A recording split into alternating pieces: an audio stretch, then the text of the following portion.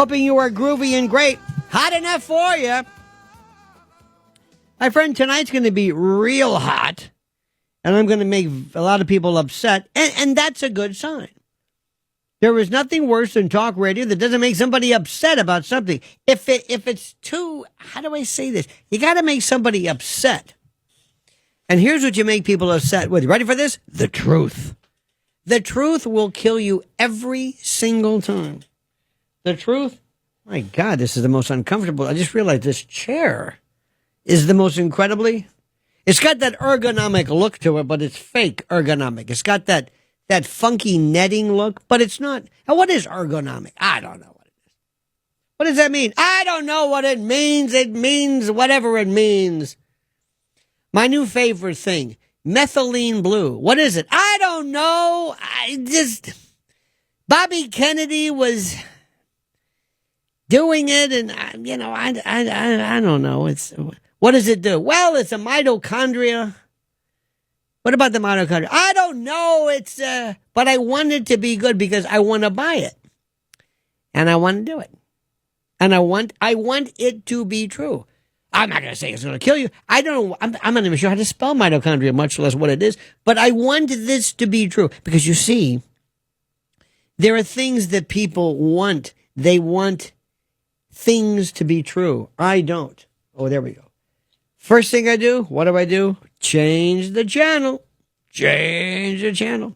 This puts me in the worst mood. We had an election of some sorts last night, and the commie won, the Democratic, well, okay. And I knew this. And I'm going to tell you something right now. I'm just going to say something. And by the way, prediction is not an endorsement. Remember that. So I predict something doesn't mean I like that. I could be the biggest Yankee. I could be with John Sterling at the Yankee Stadium, and it could be 12-0 Red Sox, bottom of the ninth, and he could say, I don't think they're going to win. You traitor! He goes, no, I just know a little bit about this. I don't care what the truth is. Just tell me the truth. But you know who's going to win this. The commie. I don't know how to tell you this. So you can talk about it all you want. I'm not saying it's a good thing. I'm not saying I'm the doctor who's coming in and saying, listen, I want to talk to you about your grandma. You know, Grandma Effie's been great. She's 103. Her kidneys have shut down, okay? I'm just looking at this right now. She has virtually no blood pressure. She's on a ventilator.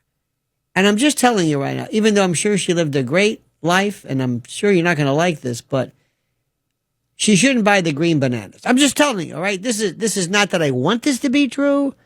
This is the way it's true. This is just true. I'm just telling you. It's one of those things. But I love her. That's not the point. What are you doing? There are certain things that you got to understand. You want the truth? And sometimes you can say, you know what? I don't care what the truth is. Okay, fine. You can pray for Annie M. or Effie or whatever her name is. You can pray. But she ain't going to make it. I'm telling you the truth. I didn't do this. Recently, we have friends in the family. They went for they just announced, we're pregnant. What do you mean we? She's the one with the nausea, not you, big shot. Anyway, they went, and it's so cute, so wonderful to see. Because I'm Mr. Doom. Oh my God, this poor child. Poor child probably being bombarded with radiation right now as we speak with the Wi-Fi. And oh my God. Are you going to go to a doctor? They're going to try to hit that kid with all these vaccines right now. People say, get away from them, will you? They're happy. Well, they're going to be happy until they realize that their kids are born with gill slits and walking around with a helmet on. They're going to, wait, hold it. I'm telling them the truth. Well, sometimes you got to know when to tell people the truth.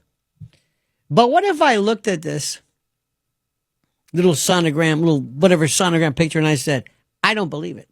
That's not a human life. Wait, what? No, that's a sonogram. I don't care what that says.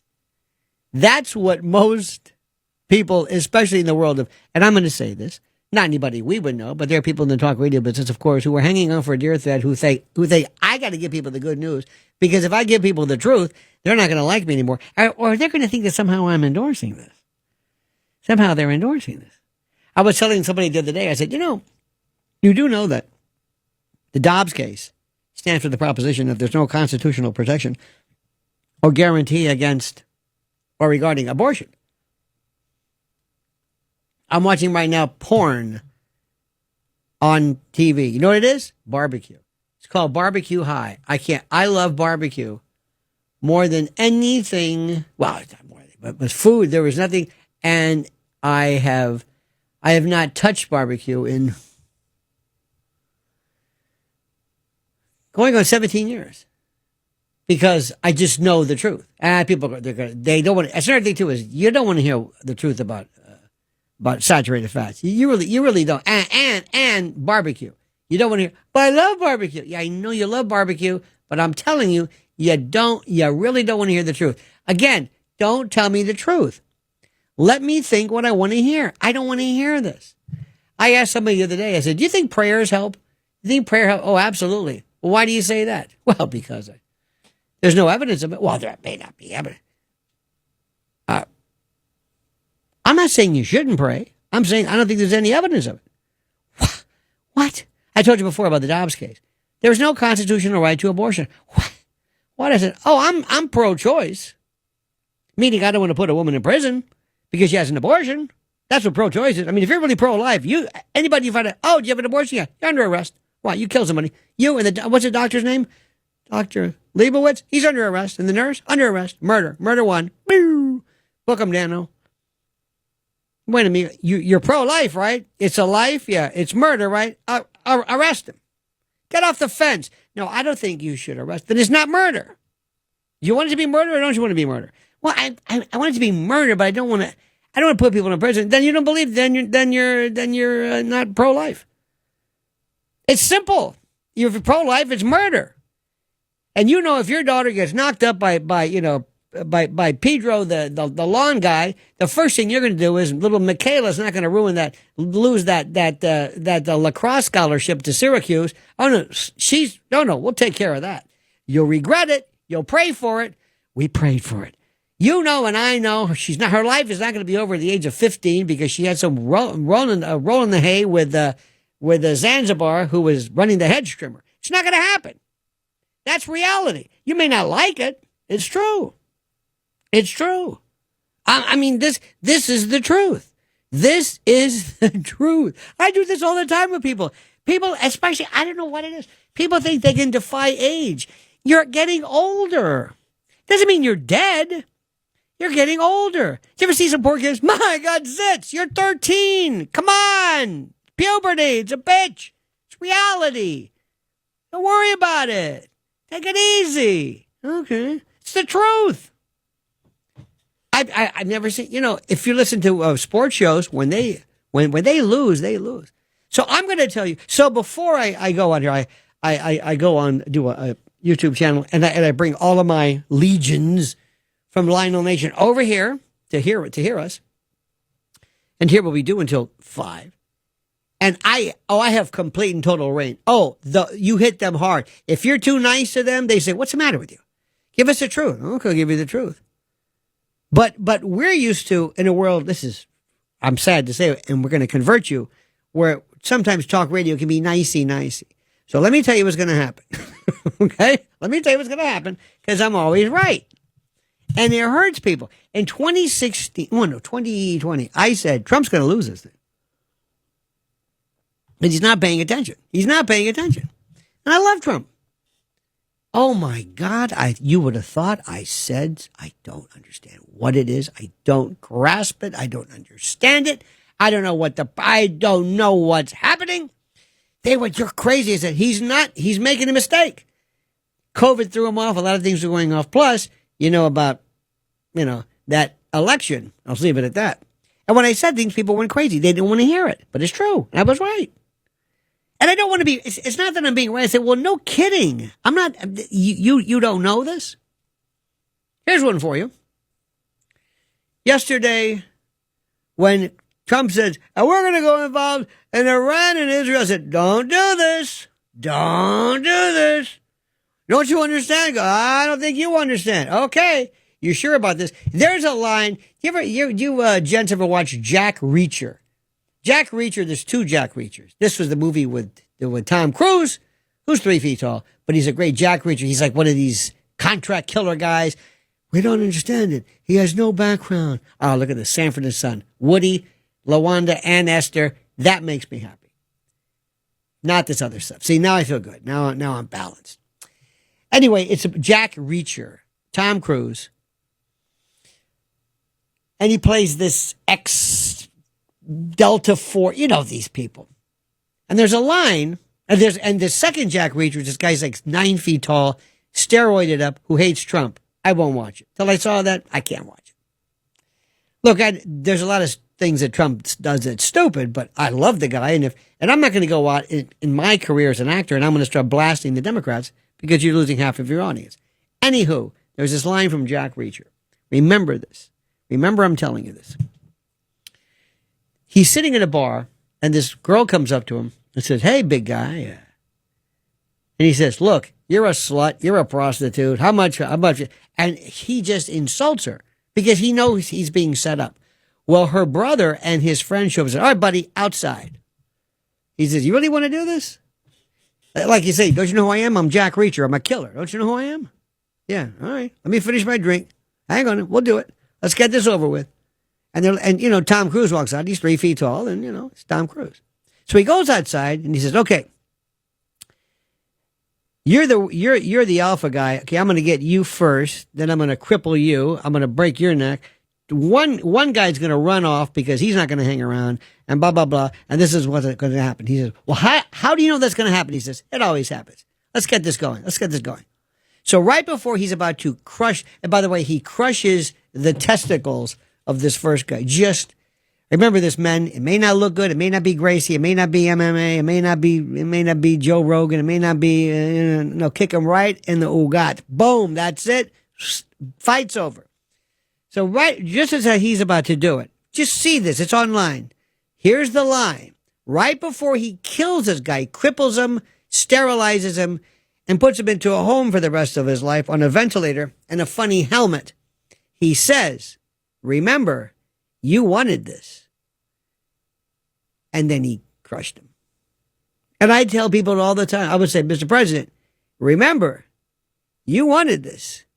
You want to get involved between Israel and Iran? Okay. I wouldn't do that. But remember, you wanted this. I told you. You want to team up with NATO against Putin in Ukraine? You don't know this, do you? Remember, you wanted this. Don't look at me. You wanted this. See, you're going to be set up by everybody. Everybody's going to set you up. And you know who it is, Mr. President. Who do you think? The people, remember, who was it? Don Corleone said, "And Barzini is going to get somebody who can trust you, and they're going to assassinate you." And Michael Corleone said, "I don't understand a word you're saying. What is this, Barzini? Who?" The people that hurt you the most are people who are the closest to you. Which goes without saying. Your enemies, keep your enemies close and blah, blah, blah. So, Mr. President, let me ask you this. Is Trump a smart guy? He's a smart guy. I don't want him on a trivia game. Trump has this kind of a deluded look about what history is or what should be. And another thing to remember, you can always tell what people don't know by the size of their lapel pin. That's a tip-off, like, I don't know anything about this. Sean Hannity used to wear a CIA lapel pin. Are you kidding me?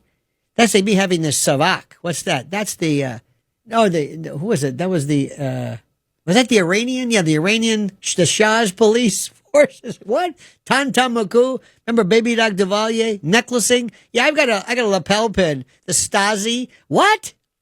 People won't even know who Stasi is. They think Stasi is Linda Stacy, who used to do the thing on New York One that 12 people watched. See, people don't know history, and they don't want to hear anything. I was just having a conversation with a colleague about the New York election. I said, "Do you know where you are?" I said, "I'm not saying who's right or who's wrong. Do you know who you are?" I said, "You're living in communist." I keep saying the word communist. It's not communist. It's communism. I understand. This is some weird, demented, Creedmoor-like weird world where 12 people vote, and then we go in the air and we talk about local elections like there's some rhyme or reason to it. I know what's going to happen. You know what's going to happen. 12 people are going to show up, and you know who they're going to vote for. That's it. There's nothing to this. And every time something happens, I'm saying, remember, you wanted this. You wanted to do this. Our number is 800? No, or is 888? I can't forget. Remember that 8? Remember it was 800, then it was 888, it was 866, then it was these other ones. It's like New York was 212-646-223-543. No. I've got a home number, 212. You know what I get a lot of times? I go, how did you get that? Oh. Ooh, you got 212 area code? Yep. Wow. Way to go. Our number is 800-848-9222. This is the other side of midnight with Lionel. Let me tell you something. Right off the bat, I got a lot to talk about today. You might find some of it, but some other things I'm going to tell you, you are not going to like. You know why? Because it's true. Another one, too, is, these wonderful commercials, and they're great commercials, and I'm just curious. Commercials for ADHD. What if a kid's stupid? I'm sorry. I just got to ask that question. I just got to ask this question. Do we always eliminate that? You can say, yes, Mrs. Rodriguez, yes. I'm Dr. Blaze. I'm going to be talking to little Elias here. Before we begin, before I diagnose him with ADHD, let me make sure we just, your son's a dumbass. What? He's stupid. Stupid? Yeah, he's stupid. It's not, he doesn't have ADHD. Well, that's good. No, he's stupid. Or, for example, no, he's not having a problem. He's blind. Or, you know what I mean? Sometimes there are reasons, and it's not Occam's razor. Sometimes people, it's like, Blaze, there's one thing you're missing to be really great at what you do. What? Talent. Sometimes reality, it's the truth that gets you into trouble. It's the truth. And President Trump, I love the guy, but he makes some of the most stupid mistakes because he listens to people and I'm thinking, you don't know what they're telling you? Do you not know? Seriously, Mr. President, do you not know what the whole Iran-Israel thing is? Have you not been paying attention for the past? When Bibi Netanyahu, bless his heart, and you always have to say this, I love people.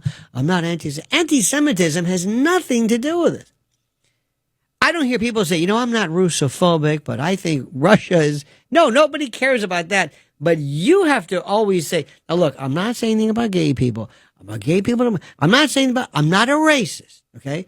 I'm not a racist. You have to say anything. But the other folks, whatever that side is, they never have to worry about it. No. Remember when they were talking about Russiagate and Russia this? Remember that story about, remember when they said what Trump did with those two Russian hookers on the bed? And I never even understood that. I mean, he did what? Yeah, he had some woman void or micturate perform undonism on the percales at some hotel in why? I don't know. They made that up. They did not make that up. But nobody ever said, these Russians they never said, no, listen, they've got nothing against Russia. They don't have to worry about that. You've got to worry about this. But I'm going to say, Mr. President, do you not know what's going on? How about Russia? How about when he dropped the F-bomb? Do we have that handy, by the way? Do we have to? And don't edit it. When he said, they're effing this, he's had up say, Mr. President, yeah, I told you, you probably didn't know this because I wasn't speaking to you, but we've been telling you this forever. We warned you. We told you. Right after Trump says, and they're glad to announce there's a ceasefire, and Israel's bombing at the very, and Iran says, oh yeah? Well, we can play at that game. And Iran says, are you bombing? Well, they bomb me first. Meanwhile, Trump's walking around clueless. On Truth Social, I have, I said, do you not know? Where have you been? Do you not know? I don't understand this. Now, we can pretend and we can, curtsy each other and pretend that there's some rational way of thinking, but that's not the way this is. Prediction 2. I'm going to say, you're not going to like this one, but this is the truth. This is the truth. Somebody better call in that Caroline Levin and say, enough with this cutesy stuff. Back it off. Yeah, but, Corinne Jean-Pierre, I'm not talking about Corinne Jean-Pierre. That's another thing, too. The right, whatever the right is, our side, we always say, oh, yeah? Well, Obama bombed people. What does that have to do with it? It has a lot to do with anything. That's not logic. See, if the president listened to me, if the president listened to me politically, not, but politically, he'd be so much better off. He always thinks that somehow he's gonna redefine common sense or how these people work. But here's a problem which I find very, very very problematic. Donna is in Flushing. Donna, you're on the other side of midnight with Lionel. Donna, tell us your plight, Donna, please. Hi, Lionel. I love your show. Oh, God bless you. I am at the Queens Hospital Center on Parsons Boulevard, New York. Okay. I'm on the 4th floor. I came here because I don't have air conditioning at home and I have high blood pressure. Wait a minute, you came to the hospital because you don't have air conditioning? Oh, it was horrible. So I called Wait a minute. You came to the hospital because you don't have air conditioning? And because I wasn't feeling well. Okay, that's the reason to go to a hospital. I thought I'd have a heart attack. Okay, very good. Okay. And I was in the emergency room all day. It was wonderful. They were very helpful. Okay. And it was cool. Could not have been nicer. Good. So they said, we're going to admit you. Okay. They brought me up to the 4th floor. Okay. They want to do a few more tests. Good. Fine. I get up here. It's as hot as in my house. Oh, my God. There's no air conditioning. Oh, my God. There's no fan. Can you imagine this? Oh. And they're telling me there's nothing they can do. Oh, I said, okay, take me back down to emergency. No, we can't do that. Not an emergency. So I'm sitting here on my bed, and I'm dizzy. They gave me a blood transfusion. I mean, in the emergency room, they could not have been more helpful. We've established that. Have you ever heard of like taking something and hitting yourself over the head with it to be brought down into bed? Excuse me, nurse, can you grab me that vase, please? Yes, that heavy leaded, yes, could you do that? And then brain yourself with it. Now can you take me to the emergency room? That's horrible. Are other people complaining? Are other inmates, patients on your floor? Inmates is the right word. No, it's the middle of the night. You know, I listen to you, but a lot of people don't. I hate to say that. They're sleeping. Well, that's the problem. I would love to sleep. You could wake up and say, Donna's unhappy! Room 412E, Donna's unhappy! You better believe it. And I want to let your listeners know, don't come here. Well, I mean, we don't want to blaspheme. I'm sure they do a great job. But I got to tell you something. Fans are critical, and especially in a hospital. That's why I love and I'm not promoting them. I'm sure there are other great brands. My Wuzu. Oh my God. What a great name, isn't it? That's horrible. Remember, don't go to the hospital. Don't go to the hospital. I just said 30. Wait a minute. First we do it, then we don't. It's 30 past the hour. It's 32 past the hour. It's 32:45. Sometimes we do it. Sometimes we don't. It's 32 past the hour on the other side of midnight with Lionel. Now it's 33. This is called Ball Busting 101. Get ready, my friends. Rompegi coglione. All right. When I was 13 years old, did I tell you this one? I went to the doctor and they said, hey, we found some white blood cells in you. I've told the story a million times, but I got all my stuff out of the way. Because when I get older, I'm not going to the hospital. I told my wife, I said, listen, I left a small caliber revolver next to the bed. Take a pillow, no problem. Mostly go for a headshot, right around here. Just do not let me do it. I'm not going to do this. I'm not going to say, well, we got up and we went to the doctor. No, I'm not going to do that. Sorry. Because once you start going, then you got to come back. I remember sitting at my parents' table. They had this basket full of pills. And I'm, of course, looking for them. Look for the label. Anything that says, do not mix with alcohol. Put it aside. Right? They're not going to miss it. They're old. Look for something that says alcohol may intensify the effect. That's a good sign. Is that a warning? No, it's a direction. Because if they didn't want you to drink alcohol, they would say, alcohol will ruin the buzz. You ever get those things with a lot of labels? Hell, here's one. Do not take on an empty stomach. Nah, that's not what I want. How about this one? Avoid exposure to sunlight. He goes, what the hell is this? Give me something that's really good. Because remember, those are the labels. Imagine being a pharmacist. Think about that. One for you, one for me. One for you, two for me. Let's see. You got to see if this stuff works. How do I know if these anxiolytics work? How do I know if all these work if I don't try it myself? What am I going to do? Tell you, oh, yeah, take it. This will help your pain if I don't know. And how do I know that alcohol may intensify the effects? Unless I give it a shot. I'm doing research. I'm not fooling around. I'm research. I'm kidding, of course. I'm not saying to do drugs. Please, don't do that. But if you have to, always go for the labels. Remember, they tell you specifically, this may intensify the effect. Years ago, I had this terrible, I don't know what the hell I had, some kind of I took a Flexeril. I thought it was a muscle. I didn't know what I really did. And I was on the air. And you know what one of the side effects was? Complete lack of concern. Oh, what are you going to know? I can't believe the communists are running the little mayor of New York. Well, yeah, you win some, you lose some. And the program director said, are you okay? I said, I'm fine. Because normally you'd be very upset. Why be upset? What's the point? Just take it easy. So Flexeril is not good if you're on the air.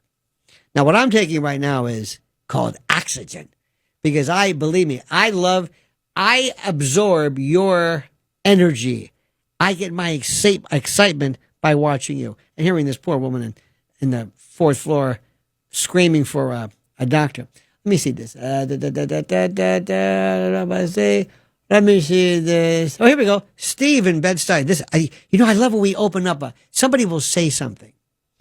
And I come here with, I'm full of piss and vinegar about this and Trump and this and the bombings and and is there evidence of destroying Iran's nuclear? No, there never was. That doesn't get any excitement. But a woman calls up, I'm in the hospital and there's no air conditioning. Phones go crazy. As well they should. You know why? Because it's easy. And let's face it, at 1:36 in the morning, that's about your speed. And I understand. No reason to feel bad about that. Steve in Bed-Stuy, you're on the other side of midnight with Lionel. Brookdale Hospital has had no air conditioning for 3 days. That's My friend's it. mother Get out. Come on. Get the car. Get up. Get the Chevy. Get the Yugo ready. Fire it up. We're going over there. What the hell is going on here? Curtis warned us about that hospital. Bad. My friend's mom is lying in ICU waiting for surgery. She was hit by a hit and run on Ford Street. Oh my God! And there's nothing worse than the person be sweating on, schwitzing on the table. The doctor says, "I can't see through this veil of beads of sweat." That's horrible. He asked me to call in and make trouble so that they'd speed up the repairs. But in New York City, a hospital in this weather with no air conditioning for 3 days, a shanda. It's unbelievable. Help me, Shonda. Now, let me ask you something, Steve. When you called up to make trouble, what did you do exactly? 1-800 WABC. No. But when you called up and says, "Hello, this is Steve. I'd like to call about Mrs. Rabinowitz. I'm going to make trouble. Unless she gets an air conditioner." No. No, I didn't. Well, that's your mistake. This has to get out so that they fix it. I mean, I have faith. My mother was in the Trade Center for 8 hours. She got out. God bless. She followed Mayor Giuliani out. She saw him coming out of 7, and so she followed him north, never looked back. She said, I was afraid I'd be turned into a pillar of salt. I never looked back. Good for her. But Steve, I learned that day the 8 hours of pain, of worry doesn't help. You have to have faith. So I told my friend, please, I'm sure it's going to be fixed soon. But I just checked the internet. I mean, there's story after story about Brookdale. It's incredible. Well, you know what? I hope somebody gets to the bottom of that. And I'm sure there's a good reason for it. There's a few things, and you would think that along with lights, electricity, you would think somebody would say, and what about air conditioning? Air conditioning is not a luxury. Air conditioning is let me see if you've noticed this. Maybe you'll see it. In fact, if you see this, send me a picture of this. I don't know why, but did you see the number of people walking around with full, thick parkas on yesterday? Did you see this? There's always somebody. I'm serious. There's somebody walking around with a hoodie, thick, not a. By the way, hoodies, and sorry to say this, certain tattoos drop 20 to 30 IQ points immediately. Put on a hoodie, and you become a little slow. It does something. Nobody would ever win the Nobel Prize or the Fields Medal if you wore a hoodie. Nobody. It just basically screams cretin. But yesterday, as I'm just looking at this, people are just walking the street with full, thick. I don't understand. I don't get it. Let me see. By the way, I got to say you something. Riff Raff is just incredible. The amount of thorough writing I've seen for this. Normally they'll have a thing like Trump, Dave Trump, or crime. He writes, Michael in New Jersey wants to talk about, how did you know the communists would win? Very interesting. I like this. How do I know? Because we're in communist China. What are you talking about? Vincent in Brooklyn says, and if you know what, better yet, I'm not going to even. Where have you been? Where have you been? Good morning, Lionel. You're calling these other shows, but you don't call me. What? Did they tell you that? They told you not to do it. They told you not to do it, didn't they? Because they think they own you, don't they? I know who we're talking about. No, Lionel, I was laid up for a couple of about 10 days. What happened? I suffered 2 puncture wounds. Wait a minute. You sure you want to tell us about this? No, I'm going to tell you about. You remember back in the 50s, people used to sleep on the fire escape. Yes. Because back in the 50s and 60s, most air conditioners ran on a 220 line. Mm-hmm. A lot of people couldn't afford to have the separate line ran up to their apartment, and most of the apartments had maybe 15, 20 amp service. Mm-hmm. My mother would have to unplug the refrigerator to run the washing machine, unless the fuse would blow, let alone air conditioning, Lionel. Vincent, enough about that. Let's talk about this puncture wounds. What is this about? Be honest with me. Don't lie to me. What happened? I had to take I'm on my last day of antibiotics. I was really out of it. Well, what happened? Again, I'm asking you. What happened? I can't go into details. Oh, puncture wounds? It's not lead poisoning, is it? It's not one of those things, is it? No. An ice pick? No, Lionel. And wow. I was out of it, and I had to have someone call up one of my doctors. And one of your doctors? Exactly. Yeah, you don't want to call the dentist. You want to call the right doctor. Exactly. But anyway, I'm on. And I can imagine this call. Hello, yes. Listen, I prefer not to be identified, but my good friend, let's call him Vincent. Vinny. By the way, are you Vinny the what? You gotta have a name, right? Come here. What did they call you in the street? The Hammer. Vinny the Hammer. There we go. Martelluzzo. Remember that? Martello. Well, no, Martelluzzo. Years ago, believe it or not, I knew a fellow named Frank Regano, who was the lawyer for Santo Trafficante, Carlos Marcello. Oh, my God. Jimmy Hoffa. He's from Tampa. Yeah. And they called Jimmy Hoffa, Carlos Marcello called it Martelluzzo, little hammer.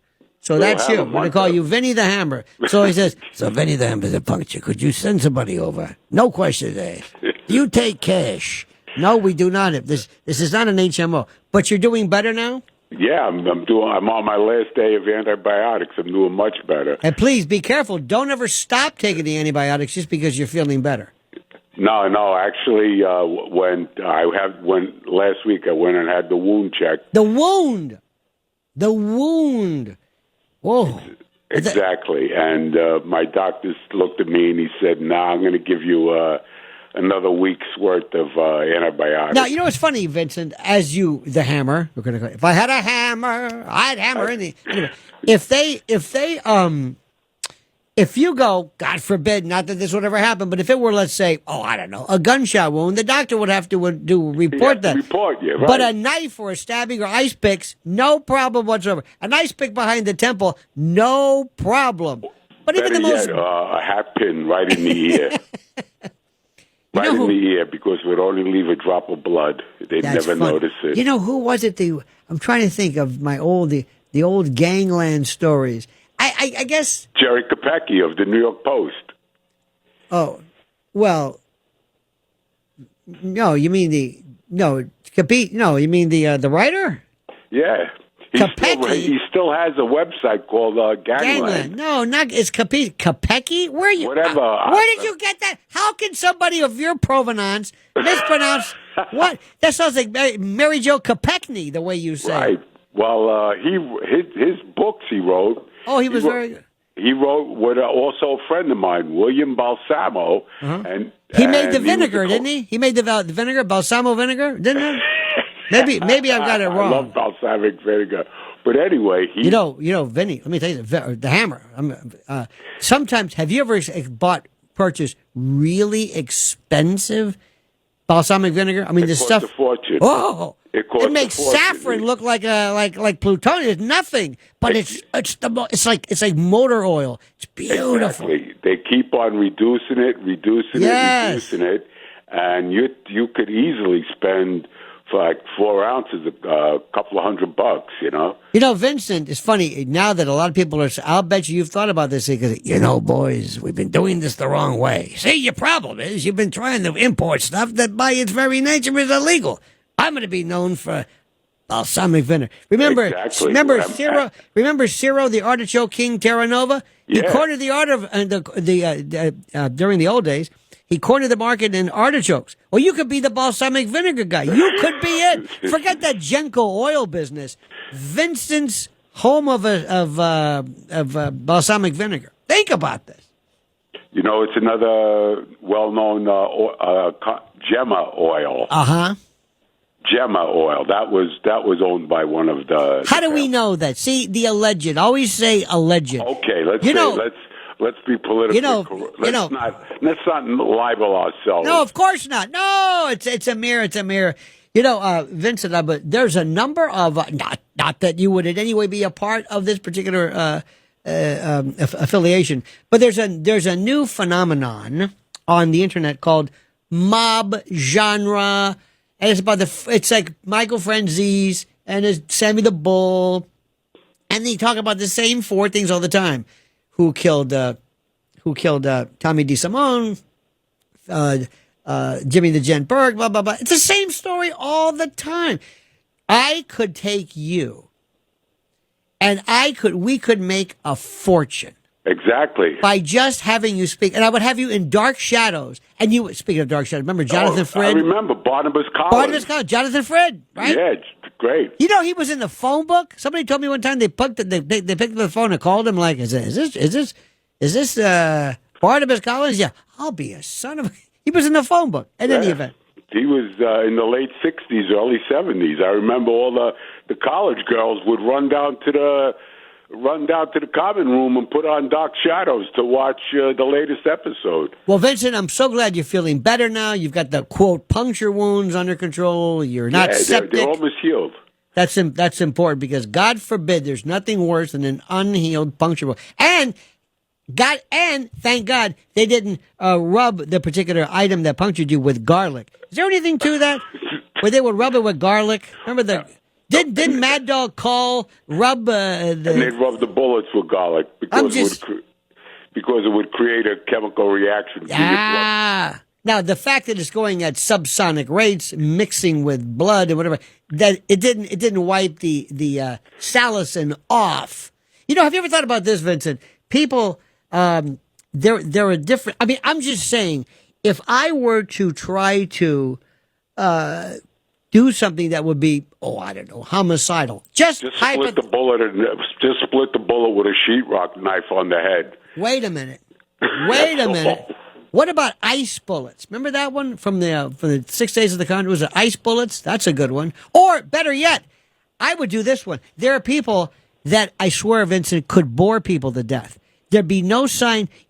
Michael Biden could look all over there's no sign of boring other than that look. That look on their face, like, would you shut up?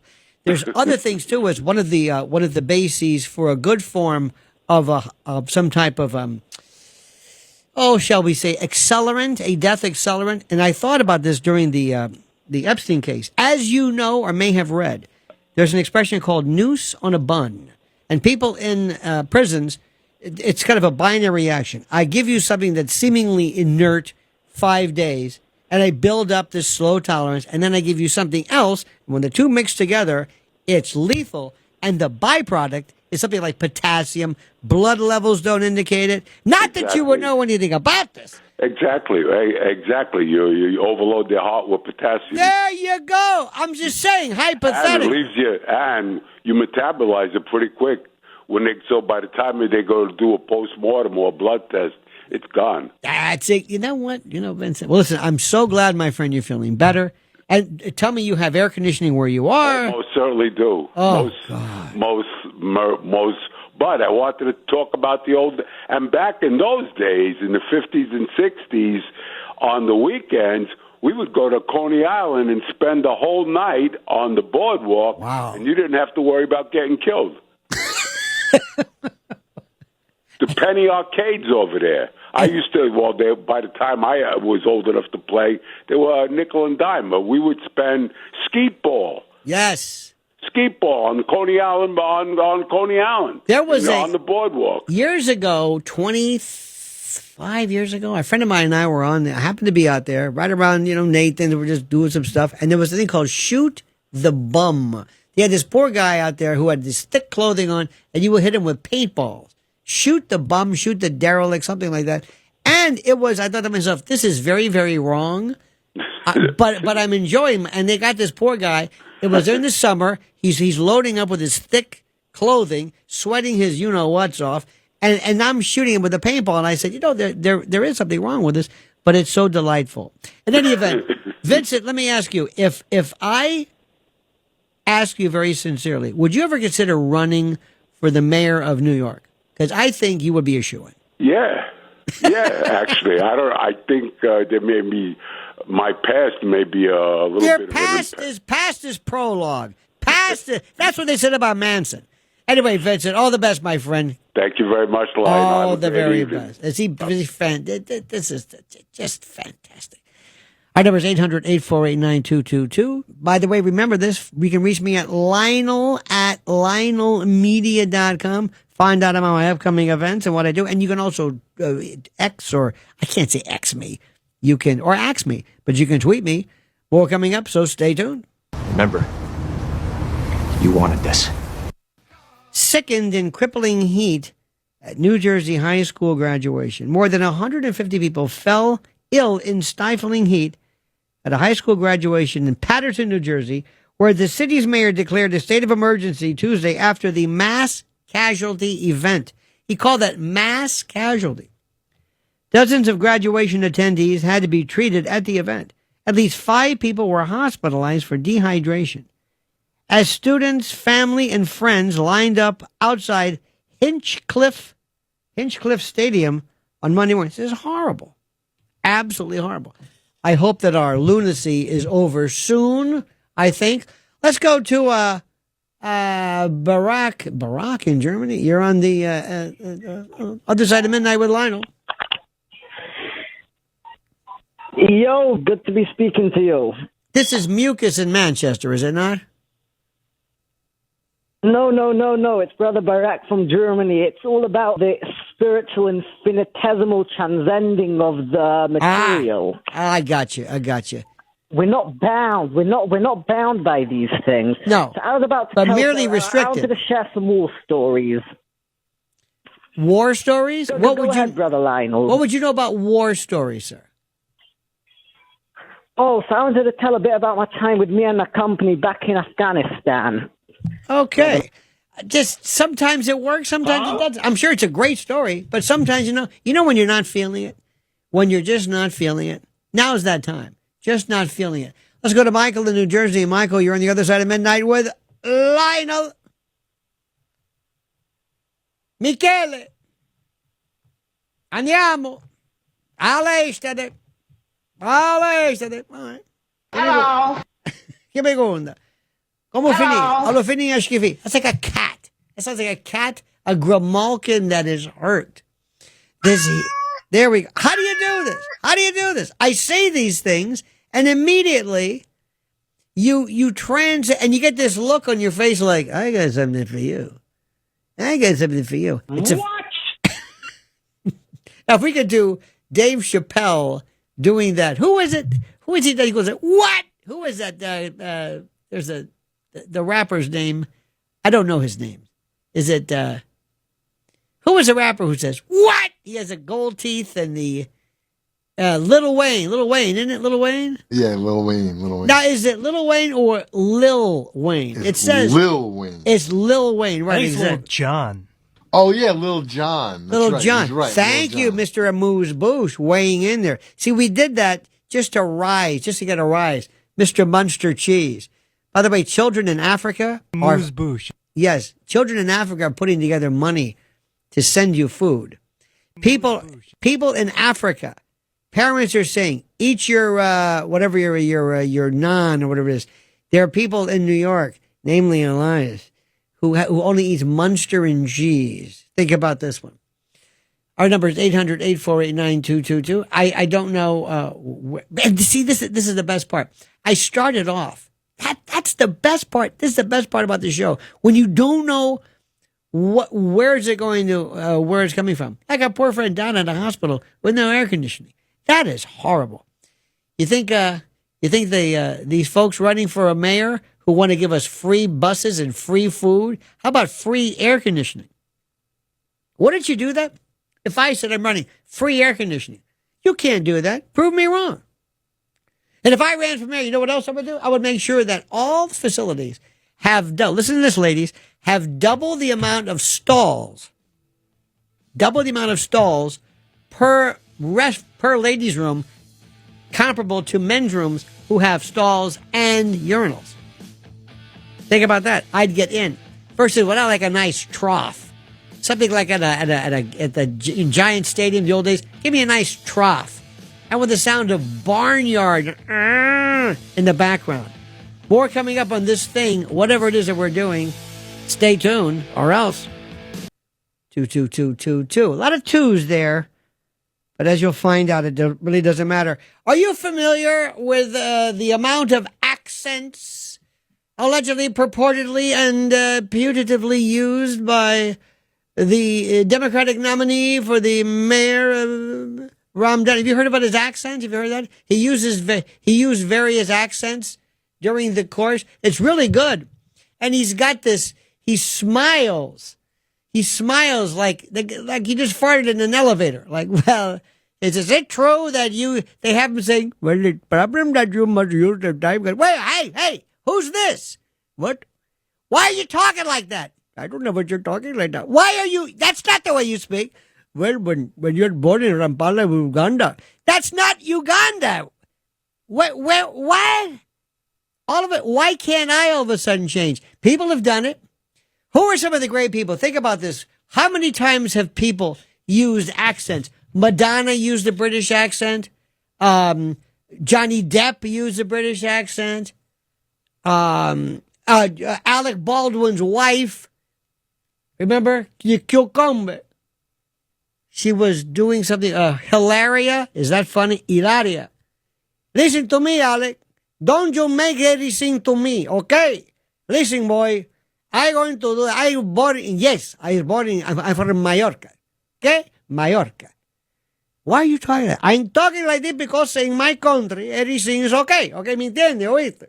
So if I make something, say, oye, to me, I think, honey, what is the matter with you? I'm nothing wrong with me. Now, once you commit to that, you're stuck. You can't one day just stop talking like that. You're stuck. Remember that? She was saying, you don't understand. I was born in... Why are you sounding like Charo? What are you doing? You don't sound like that. Listen to me. Or all of a sudden, people would do black accents. Remember Hillary? I'm not... No, it wasn't black. It was a country. When she said, I'm not Tammy Wynette making they stand by your man. Excuse me. And then all of a sudden, Barack Obama was saying, and I feel there's a time come, because sometimes it be like that. Praise God in the name of Jesus. What are you doing? If you did it for Italian-esque, you would consider it. Why isn't that appropriation? So if you go back and listen to Zoran. Did you know he was a rapper? Did you know that? Do you know anything about him? You don't know anything about him. He's a rapper. Look at him. He's a rapper. He did some things. I think his mother helped him. He's had no jobs. Bless his heart. And they asked him, they said, why do you speak with an accent? What's your real voice? And he said something to the effect of, well, when you are, born in Uganda, Uma, Yuma, Johnny Yuma, Nick Adams, do the math. So they're going back and they're playing things he said like it matters. Is that the best you've got? You see, there are some stories about things that people do in the past which I think are important. Now, what I love to do is I will say things. I will say things, and Nature Boy Matt Blaze will pull up whatever it is I'm saying. Yeah, I got a picture. Can you give me Edward Whitten doing the Simon Bar Sinister imitation at a Fields Medal reception party in 19... Yeah, I got that. And he gets it. Okay, how about this one? Do you have the story about Vladimir Zelensky playing the piano with his penis? Can you have that one? Can you do that for me? How many times have you asked it? Look at this. He's looking it up. Just a minute. What version? You want it on HD or what kind of a format? You want the 1020p? Volodymyr Zelensky. Did you know this one? And the reason why I'm bringing it up is because this guy Zoran says, I speak with different accents. Yeah, so what? What does that mean? It means a lot. It means you're not telling the truth. No, it's truth to you maybe, but as you know, when you're born, you learn to. Anyway, well, if you're going to go back at what Zoran said, and listen, Zoran, you don't need my help, okay? You don't need my help.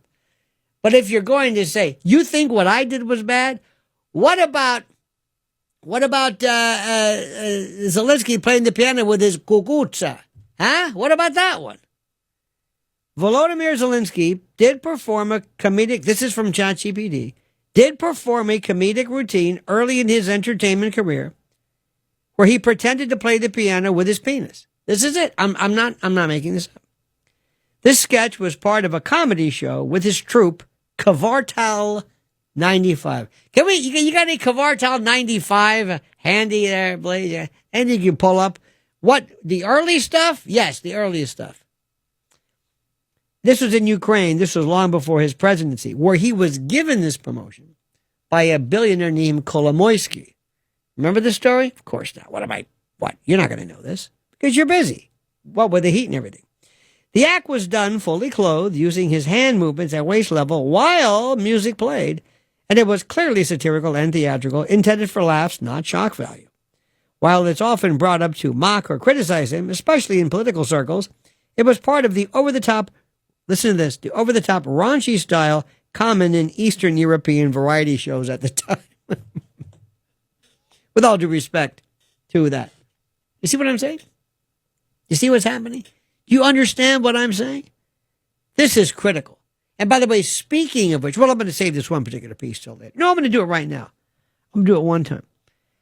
Let me see if I can explain to you, and I'm going to go back to my reference to some history, which I'd like President Trump to think about. Of course, this has nothing to do with what we're talking about now. The phones are filled, so I'm going to get this in because if I don't say it now, I won't be able to say it later, okay? There's a couple of things from history I want to bring to your attention. Do you know, ladies and gentlemen, who Hiro Onoda is? Blaze, you have any Hiro Onoda early stuff on Polydor when he worked? Yeah, during when he worked with Tommy Mottola, the early stuff. Do you have any of that? Top of the Pops? Hiro Onoda, this was an Imperial Japanese Army intelligence officer who did not surrender. He was ordered to hold the island, conduct sabotage, and never surrender in Lubang Island, Philippines. How would you like to go to Lubang? Shebang. What's that? Wasn't that song? Shebang. Something bang. Bang a gong, get it on. I think the T-Rex, Tommy Bolin, and Shebang. You're going to do this one too. It's incredible. As I say this, he's pulling. Blaze is going into this repository of something that he goes to. I don't know where he gets this file library. Meanwhile, to his right, Riff Raff is singing, "You already called this week. You already called this week." Ricky Martin. He's got a lot of explaining to do, Lucy. You know what I mean? I'm just going to say. I mean, it's a free country. You know, my wife and I saw Ricky Martin on Broadway doing Evita. I know you're asking why. I don't know why. Well, going back to what I said, Hiro Onoda, The Japanese surrendered in August of 1945. There were leaflets, newspapers, loudspeaker announcements, tried to inform him and his small group, but he dismissed it as Allied propaganda. They said, Hiro, no, seriously, the war is over. And he said, and I'm not going to do a Japanese accent because you'll find it appropriating and racist, which it's not. I don't know why, because if Hilaria Baldwin can talk like this, why can't I do a Vito Scotti version of Hiro? In any event, he and a few comrades lived in the jungle for nearly 30 years, stealing food, sabotaging local efforts, and engaging in firefights. You would think somebody would say, listen, you got to do something about this guy. Hiro Onoda. This hello, police? Yes. Hi, listen, yes. Yes, Matt Blaze, yeah. I'm calling again. Listen, you got to do something about this Japanese guy. He's walking around, Tora, bonsai. I don't know who the hell this guy is, but I keep trying to tell him the war is over. The war is over. By 1972, his last companion had been killed. He had it wasn't just him. They didn't know the war was over. So a young Japanese explorer named Norio Suzuki, Gesundheit, found Onoda and befriended him. He insisted he would only surrender if he was ordered to by his commanding officer.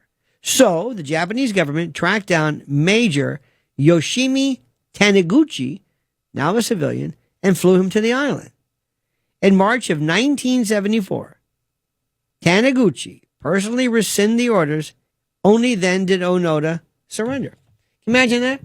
He had to go there and say, listen, Onoda, I know you're going to think I'm crazy. The war is over. No, this isn't, I'm telling you, dude, please, give up. That's the guy I want to know.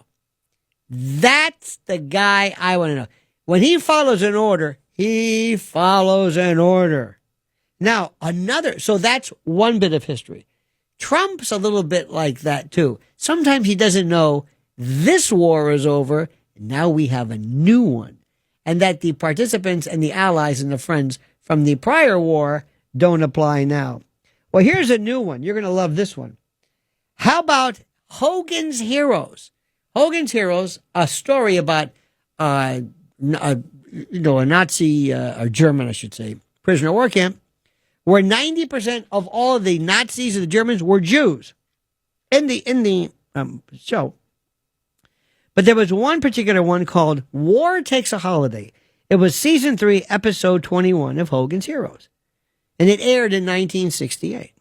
And this is my good friend Sparky reminded me of this one.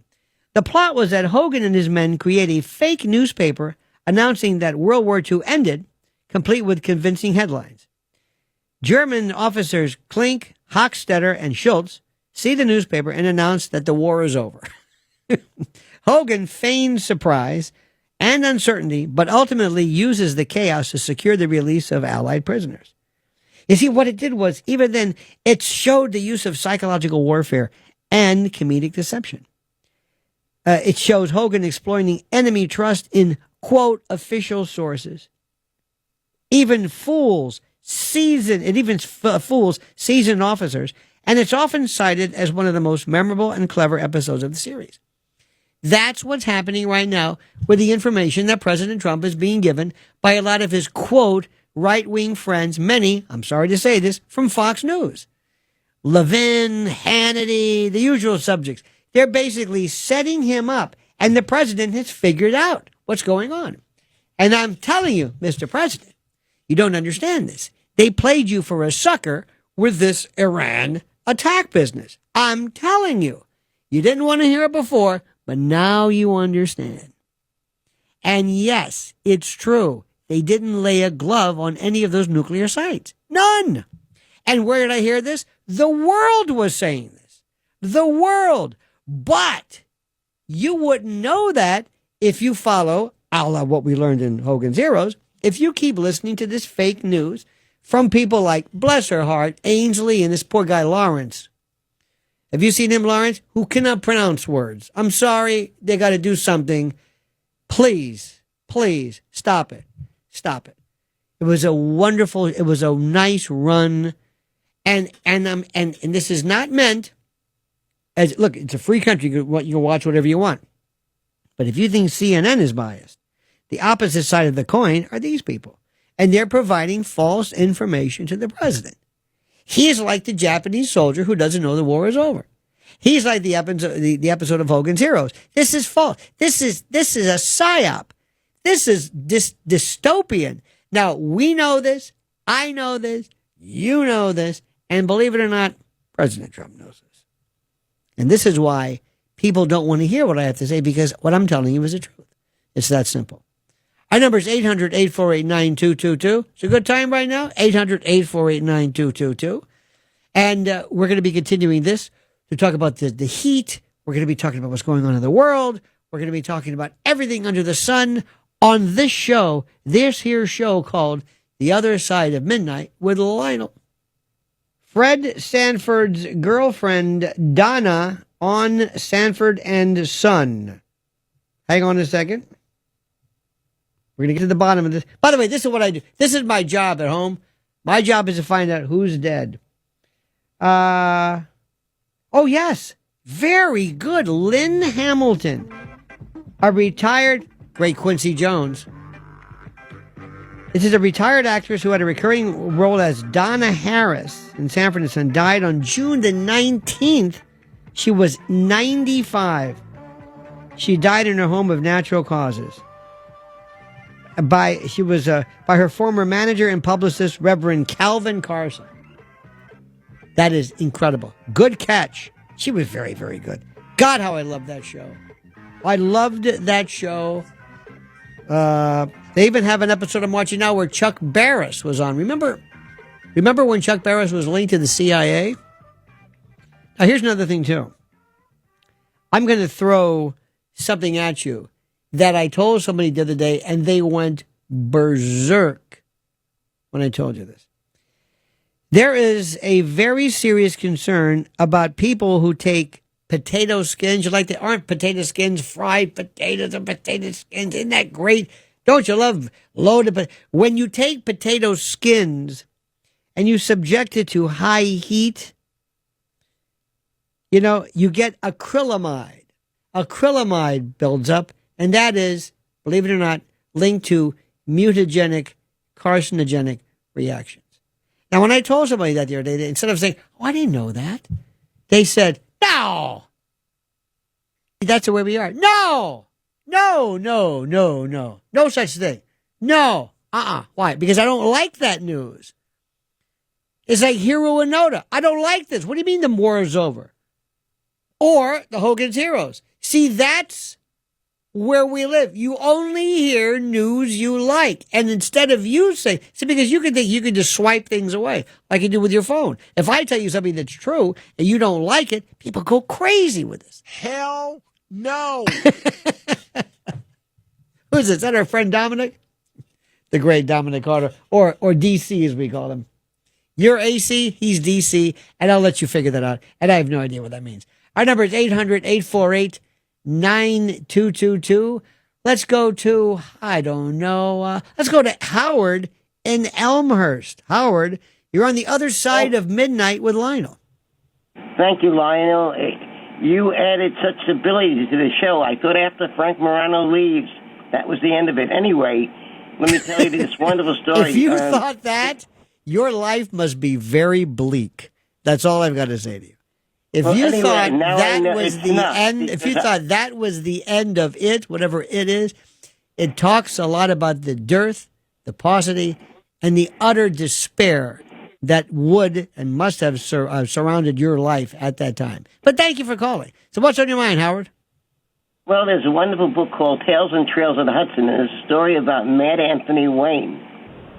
And Mad Anthony Wayne attacked, I don't know if it was Fort Montgomery. It was after Bear Mountains. He attacked this fort, and everybody thought he was crazy because he's going to go through the swamp. I don't know if it was Constitution Swamp, but he's going to make so much noise. We're going to attack at night.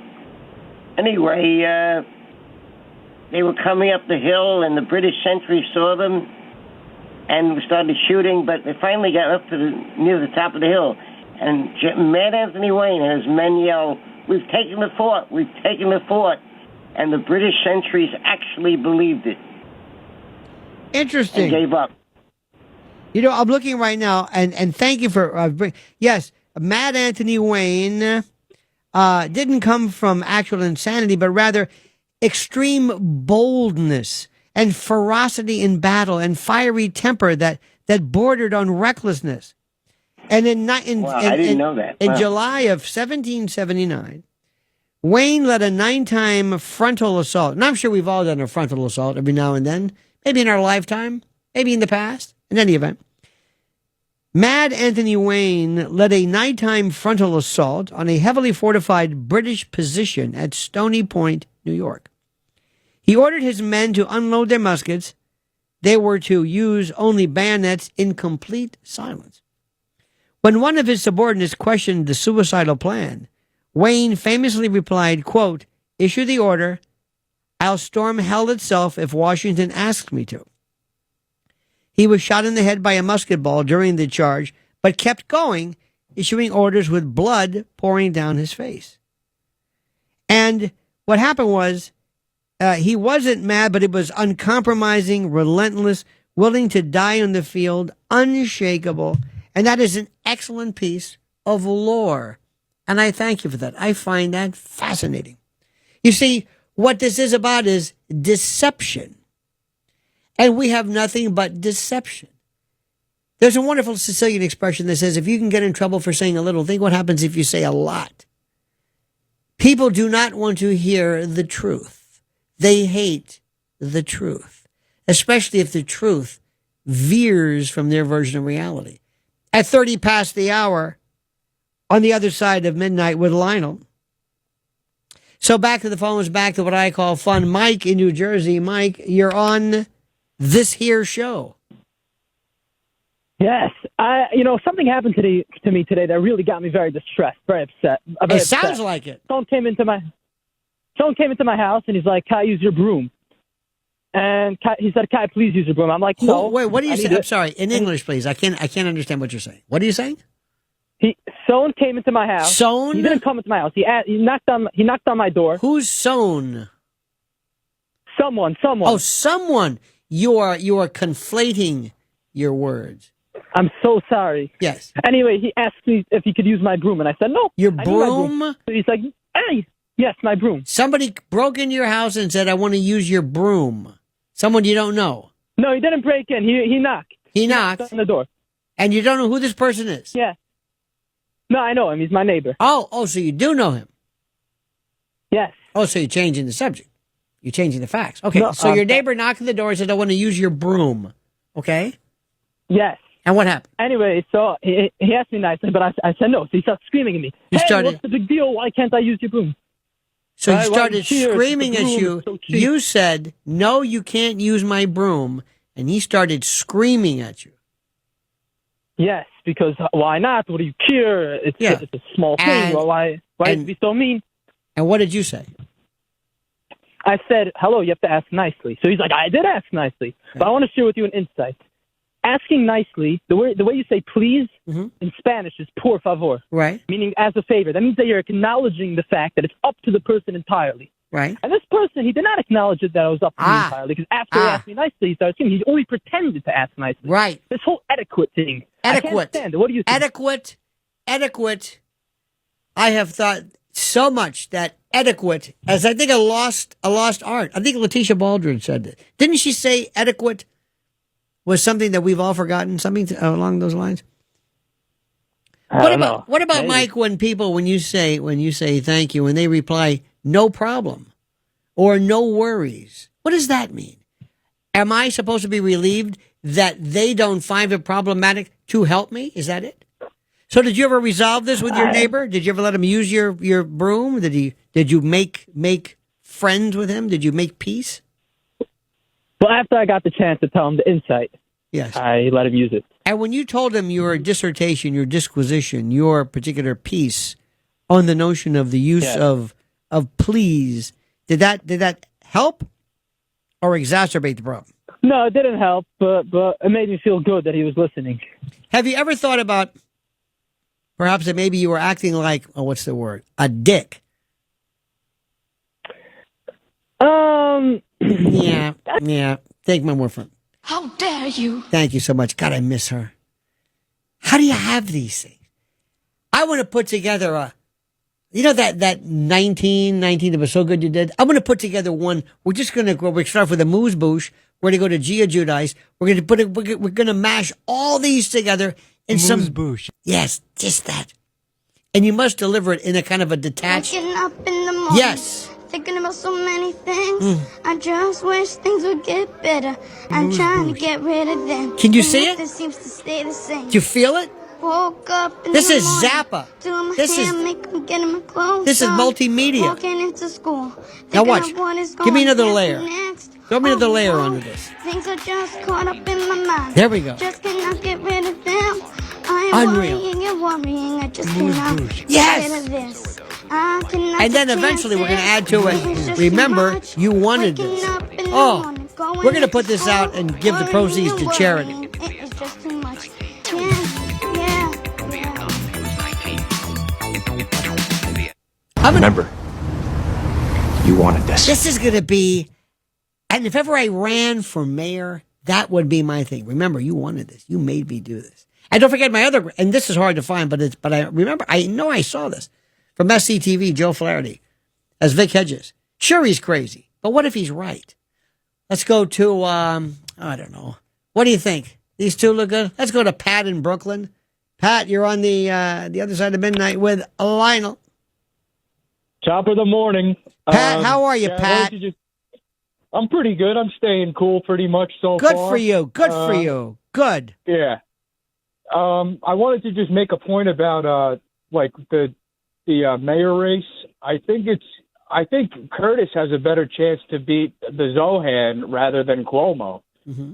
You know, this could have been just like a weird little blip that he got the nomination. I think Curtis could steamroll him when people realize what this Zohan guy is all about with the city controlled grocery stores. Do you? and all But that sort of people thing. knew what he was about then. Many people said, "I like that," even though they don't know why. I know but I don't know. I think cooler heads will prevail, right? You mean you hope It's they just will? You're saying hope, you yes, hope. You hope they prevail, correct? Yes, I mean that just seems a little too far fetched that the city's going to go that way. I mean, that's like a. Are you kidding maybe me? one step far. Are you kidding I don't know. me? That's why I think Curtis. Pat, is sit down for a second. The moderate Democrats. Pat, Democrats sit aren't down going to for go a that minute. crazy. Just. Okay. Bill De Blasio, who was swept into office because of his son's afro. Didn't that give you a hint?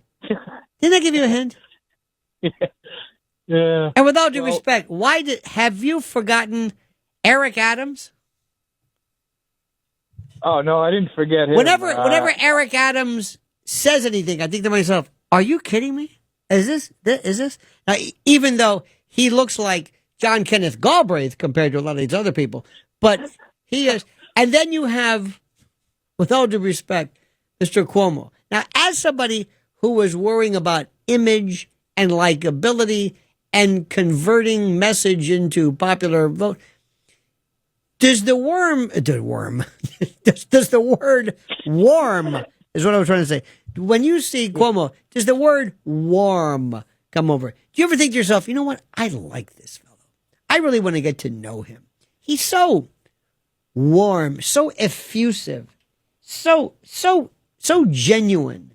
You know what I mean? To me, it seems he's more like slithery, like a snake, you know? Well, like that's what you, but I look at him, but I think he's very warm. I think kind of like Al Lettieri, who plays Salazzo. You know, they're very, very warm. Pat, you have a unique way of looking at things. You know that? Well, thank you. And you do as well. That's why I listen. I try every night, man. I switch my sleep schedule. Lionel rules. Thank you so much, my friend. Thank you so much. I appreciate that. You see, this is what he says, which is a very important thing. And how do we say this? It depends. It's not what you want to happen.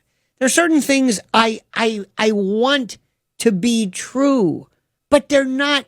It's not true. I do this all the time with Trump. I say things about him, and people get mad at me. They get absolutely mad at me. I think he's made some of the most ridiculous, boneheaded moves there is. Kash Patel Dan Bongino, and even though I like her and known her for a long time, Pam Bondi, that whole Epstein thing was so bush league, so amateurish. I don't even know where to start. Marco Rubio, are you kidding me? And I know you're going to get very upset about Pete Hegseth. I want to have some 6'4", crew-cutted, scary ex-Marine general with experience. That's what I want. I want people with but the problem is that I say these things and people don't like that, because in order for you to live through your world, you will adjust reality. I would have told President Trump and have said, nobody listen to me, don't you dare attack Iran. Don't get involved in this. If you want to get him, hey, look, I'm with you. I don't want these folks to have a nuclear weapon either, but that's not the way you do it. You know what I mean?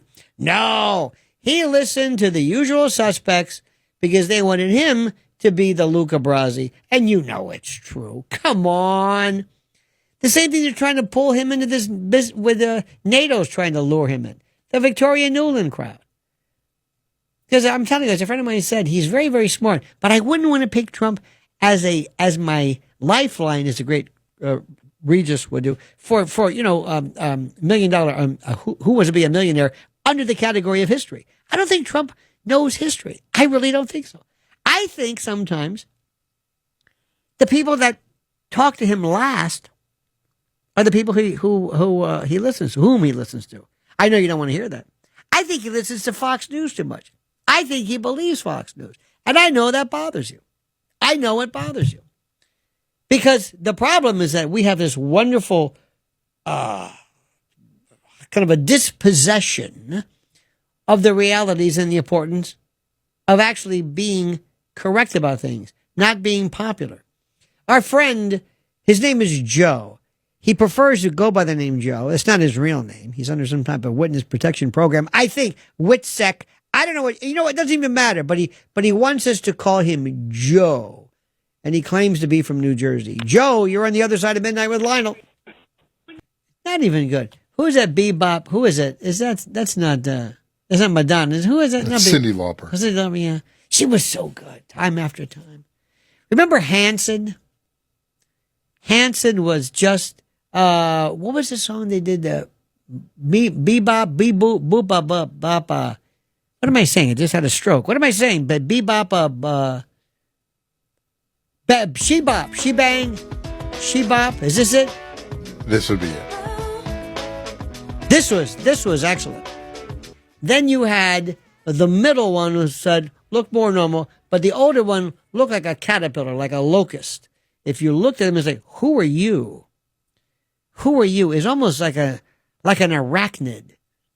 You ever look at these electron microscope photos of this is a fly? This is what a fruit fly looks up close. You go, oh my God, it's horrible. That was the older one. What happened to him? And where are they now? They still perform. For you, maybe. What about Tony DeFranco and the DeFrancos? Save the Last Dance for Me, the great Doc Pomus song. What about these folks? What about the Silvers? Come on. Boogie Fever, Boogie Boogie Fever, Boogie Down. All those wonderful. They were, you probably don't know this. There was a version of the Lennon Sisters, you don't remember this, and the King family. See? There was the Hollywood Palace, which was a version of, like a knockoff of something else. There was Rock Concert and then Midnight Special. There were like two versions. One was a little bit better, one was, there was the Beatles, the Buggles, and the Ruggles. And then there was Ruffles that had ridges, which is a whole other story completely. And one more thing. I don't understand this. Have you ever been to a Mexican, any kind of Mexican-esque themed, and they bring you chips and salsa? And the chips are so thin, they can't support the weight of anything. And you're saying, did you honestly, you want to call somebody up, excuse me, you're having this authentic, I can't pick anything. The whole idea, this is a dip thing. Even the special, remember when Fritos came up with the party version? This very thicker, more durable chip? That's a good one. But or the scoops. Oh, Tostitos yes. with the scoops. Scoops. That's like a spork. You ever have that? When the spoon and the fork combine? That never really caught on. That was a cafeteria school lunch thing. It was also, a spork was also a Robin Williams character, I think, before Mork. But again, I think the Spanish contingent apparently took great offense at that. They thought there was some kind of an anti-Latino reference to it, for reasons I still don't know. But that bothered me more than anything else. Ever walked out into a Verizon or a T-Mobile store and you're saying, who's helping me? Where do I go? Where do I sign in? And you wait for somebody to come by with an iPad. Excuse me. Do you see me here? Yes. Can I stay? Or you walk in and you walk in first, but the guy after you gets seen first. Hey, wait a minute. Little things of life, little things you want to say, wow. The other day, my wife and I went to a FedEx. So help me God. And it's a great, I'm not going to tell you where it is, but they're usually fantastic. We go to a FedEx in the city. I don't know who these people are. I don't think they even understand what they're doing. They're from another planet. They're, it's like that Vincent D'Onofrio from Men in Black. You know that character? That's them. And whatever it is they have no idea what we're talking about. We always have to teach them their job. So we go to this FedEx. It's in Jersey. Great place. So we walked in the other day, and although it sounds terrible, but I looked at somebody, and I look at this guy, I'm thinking, I told my wife, I think this guy might be a woman. I don't know. I can't tell. Not that it matters. I'm just saying, what do you think? I don't know. Well, his name is like, Dave or something, but I don't know. And we were, and he must have known this. It was very weird because I'm very alert to this because there's some things when you can obviously see things, you're not really sure about this. Anyway, to make a long story short, we have this poster. My wife wanted to send this poster back. It's this poster. It costs like 30 cents. It's got a frame on it. It's flimsy. It's kind of irregularly priced. But we wanted to send it to these people. We wanted to do the nice thing. Think, how much could it be? The other day, she had a book, a box, a case of books. I thought, this is going to cost us $1,000. It's like $20. I said, I could put a family in there. Are you sure? Yes. Wow, this is great. It's FedEx. By the way, the head of FedEx, or the CEO, just died. So I thought, this is nothing. It weighs nothing. It's this flimsy poster.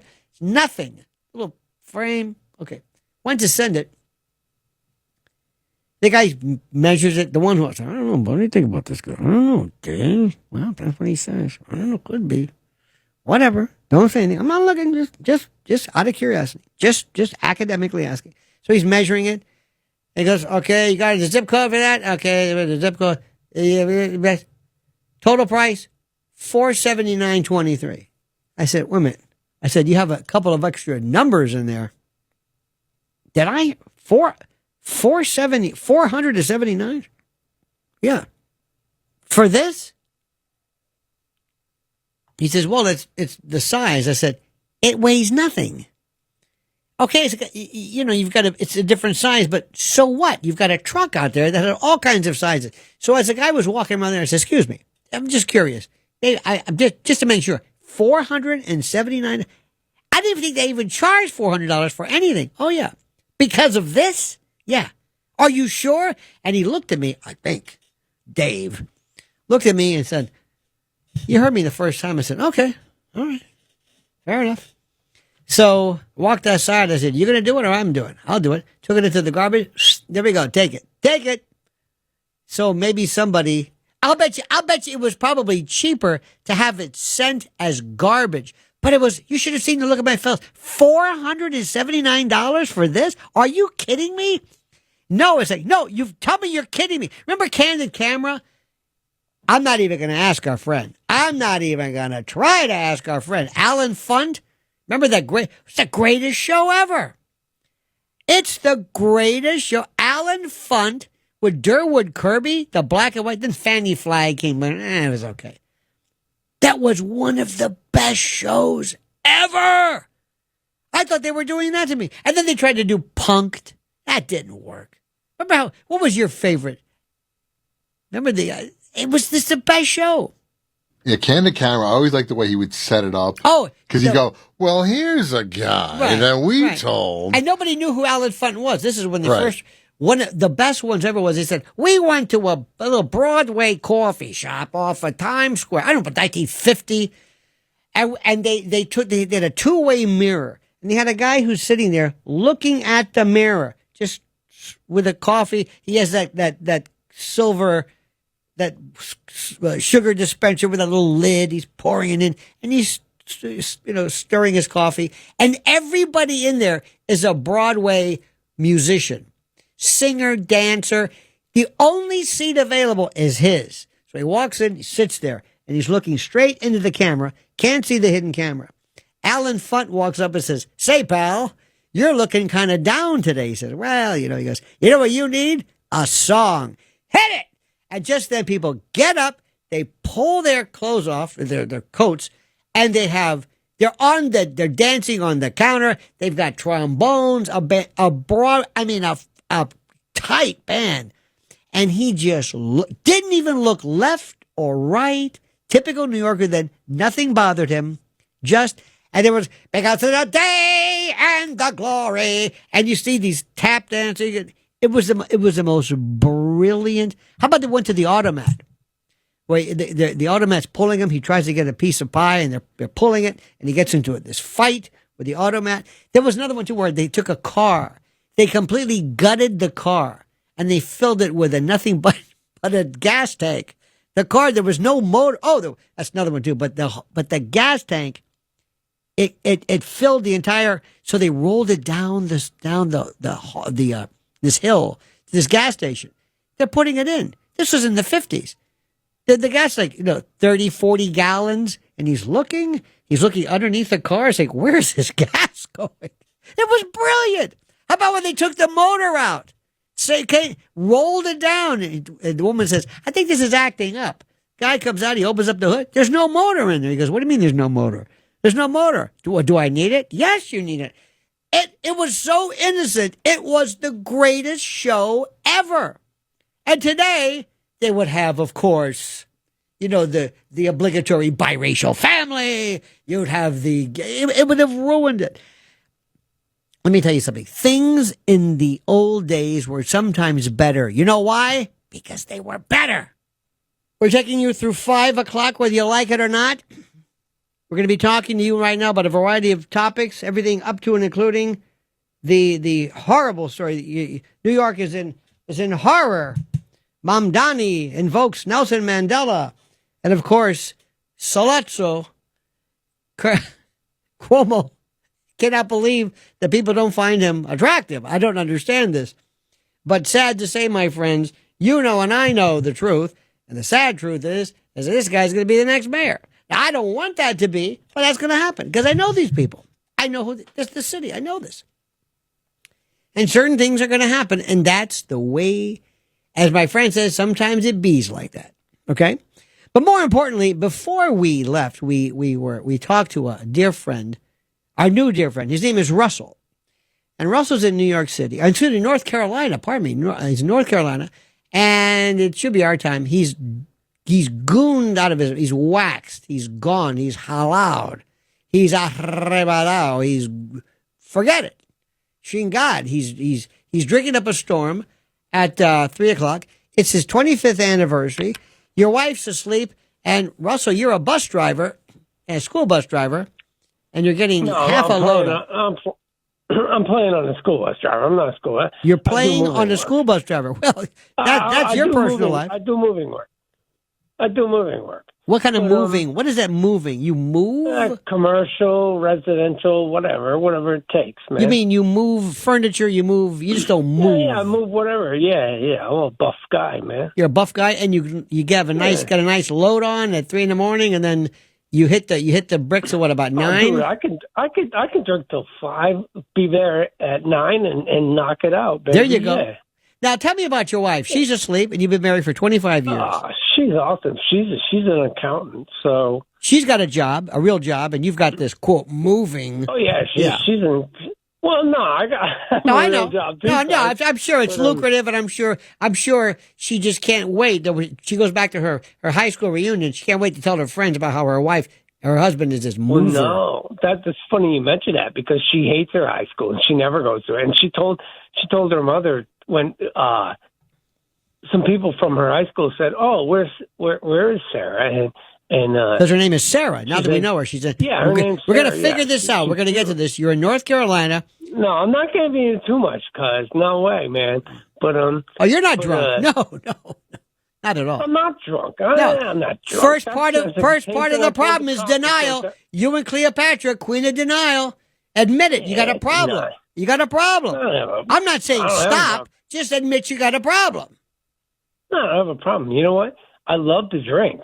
See, that's apparent. I went to one. You know what? I got a DUI one time, right? Oh, shock of shocks!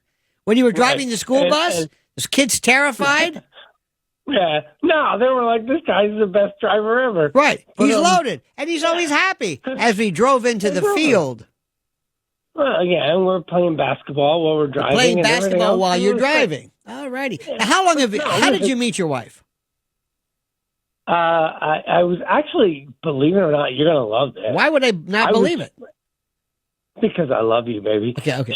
I was friends with her mother before I even met her. Whoa! Is there a significant age difference between you and your wife? Yes. 10.5 years. Huh? 10.5 years. So you're a cradle robber. Hey, rock the cradle of love, baby, Billy Idol. Right. What do you know about that? Sure, there you go. So basically, you're some pedo freak who just barely passed the barely legal. No, let me tell you something, cuz she came after me. I didn't even, when I met her, I didn't even like her. She was like this miserable freaking person, and I was like, I don't even like you. And she kept after me, but, she looked good, and I was like, well, I mean. And that's that kind of a cool, kind of like a playing hard to get. I hate you. No, I don't even like you. That's good. Gig young you are not, sir. So she was miserable, and so had she been married before? Come on, man. Had she been married before? No, neither of us have been married before. No. Oh, I see. Well, she had an excuse. She was 12, but you're but you've got because let's face it, your life has been a social zero. Come on, Russell, be honest with me. No, you've always had a hard time. Listen to me. Stop it. You've always had a hard time with women, right? Because of that thing on your face, that mole or whatever. No, not at all, man. Oh, no. You were 45 years old at the time, never married. Right. No, of course not. You're trying to make time with this little girl's old lady. But if I was Bill Belichick, you'd be calling me a hero, right? No, he's a schmuck. He's an idiot. No, absolutely not. He is demented. Okay. This is elder abuse. And this woman is a harridan. She is a harridan. She's a termagant. She's a harpy. Yeah, she's not even pretty. See, my wife doesn't matter whether she's pretty. She's horrid. Emilio Ponzi wasn't handsome. Anyway, aside from that, so what are you going to do today for your 25th? What are you going to do today on this occasion? Well, technically, yesterday, I guess it was because it was the 24th. Okay, so fine. Whatever. The 25th or the 24th, whatever it is. So what are you going to do? What I'm going to do today is I'm going to go load up a truck for some people who are moving to Atlanta. Yeah. But and that's it. That's the way you celebrate. We're pushing it off a little bit because my birthday's coming up also. How old are you going to be? Saturday. How old are you going to be?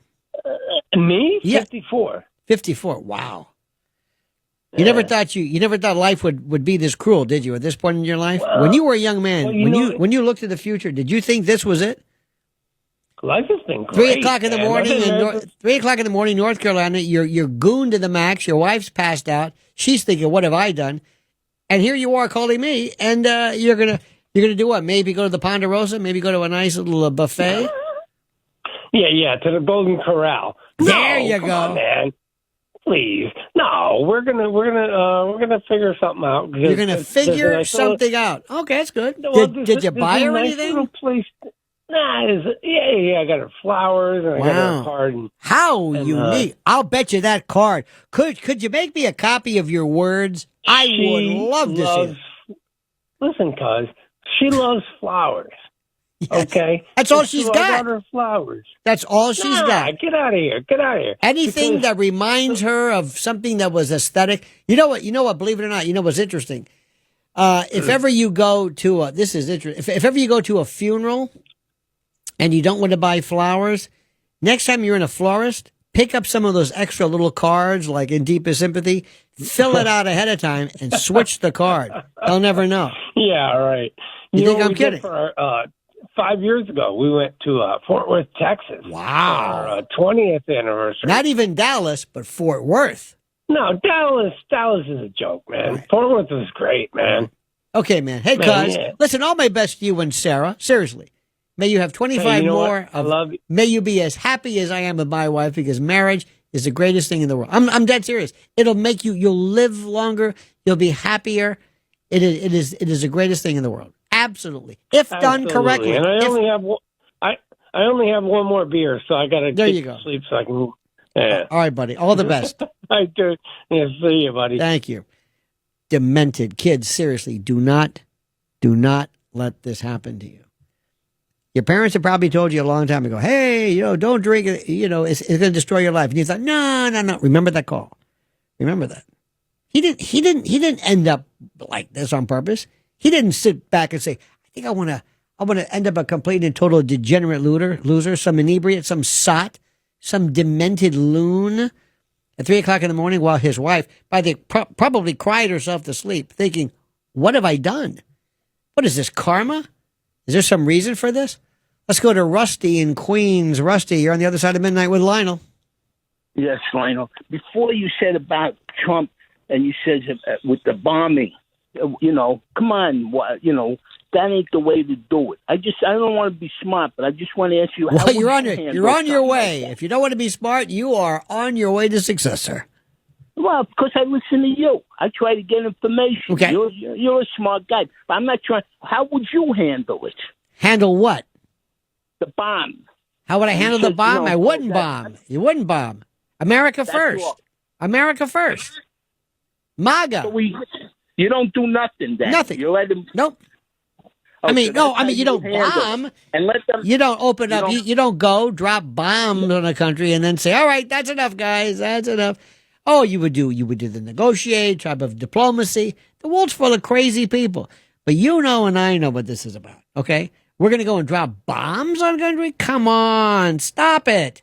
What is this? You don't drop a bomb and say, all right, that's it. And I don't know what the hell Trump was thinking was, okay, I've dropped the bomb.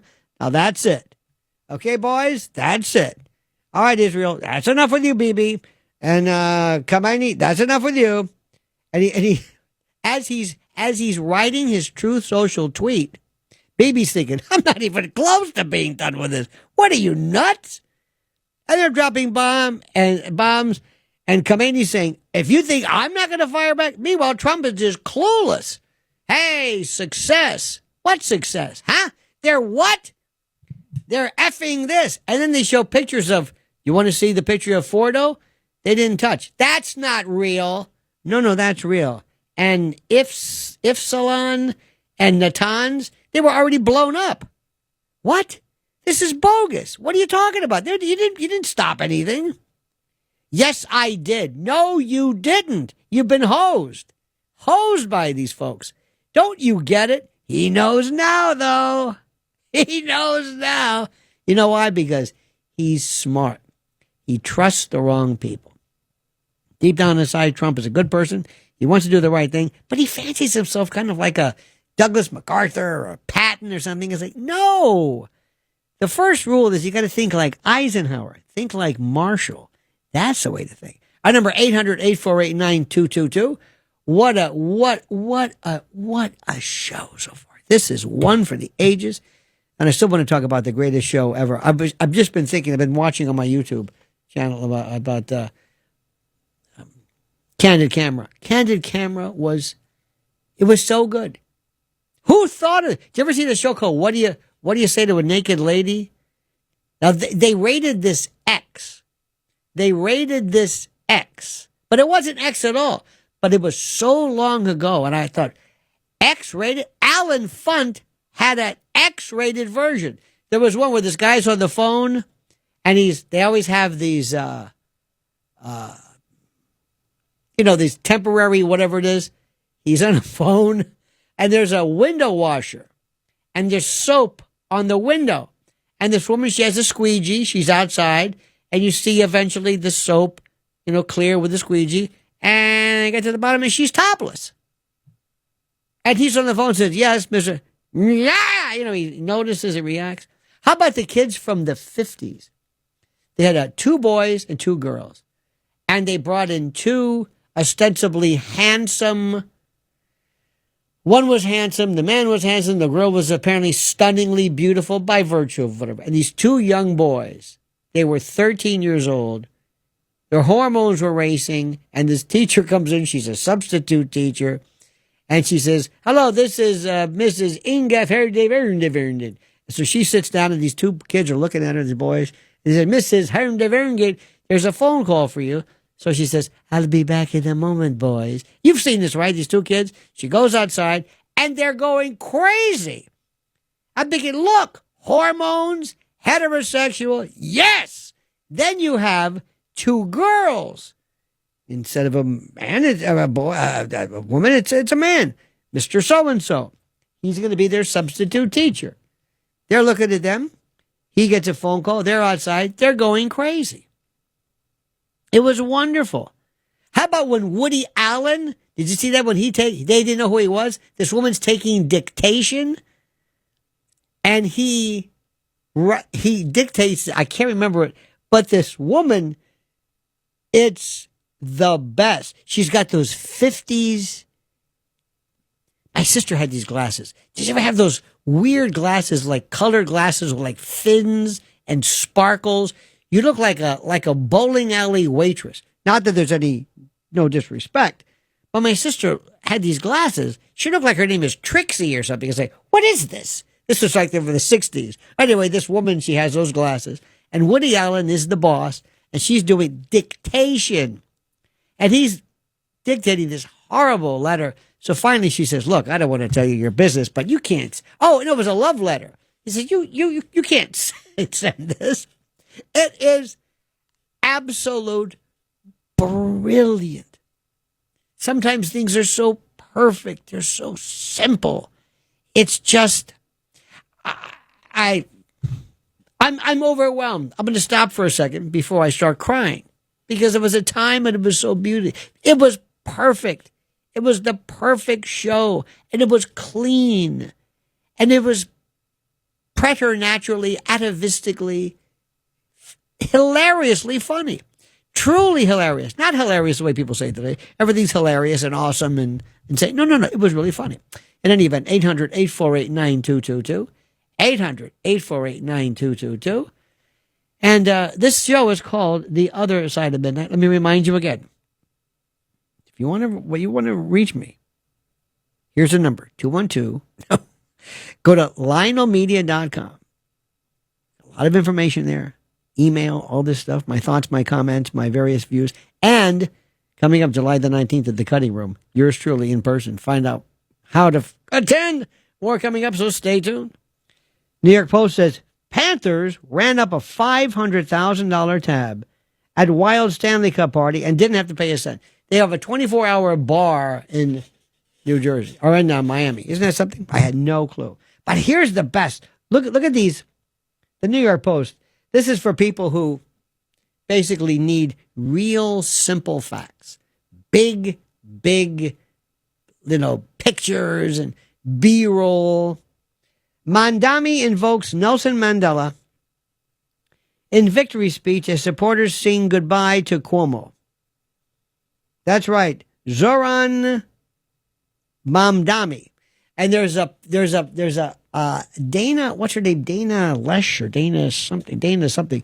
She has this piece on either YouTube or whatever of Mamdani doing these accents, these fake, kind of a Hilaria Baldwin in his past.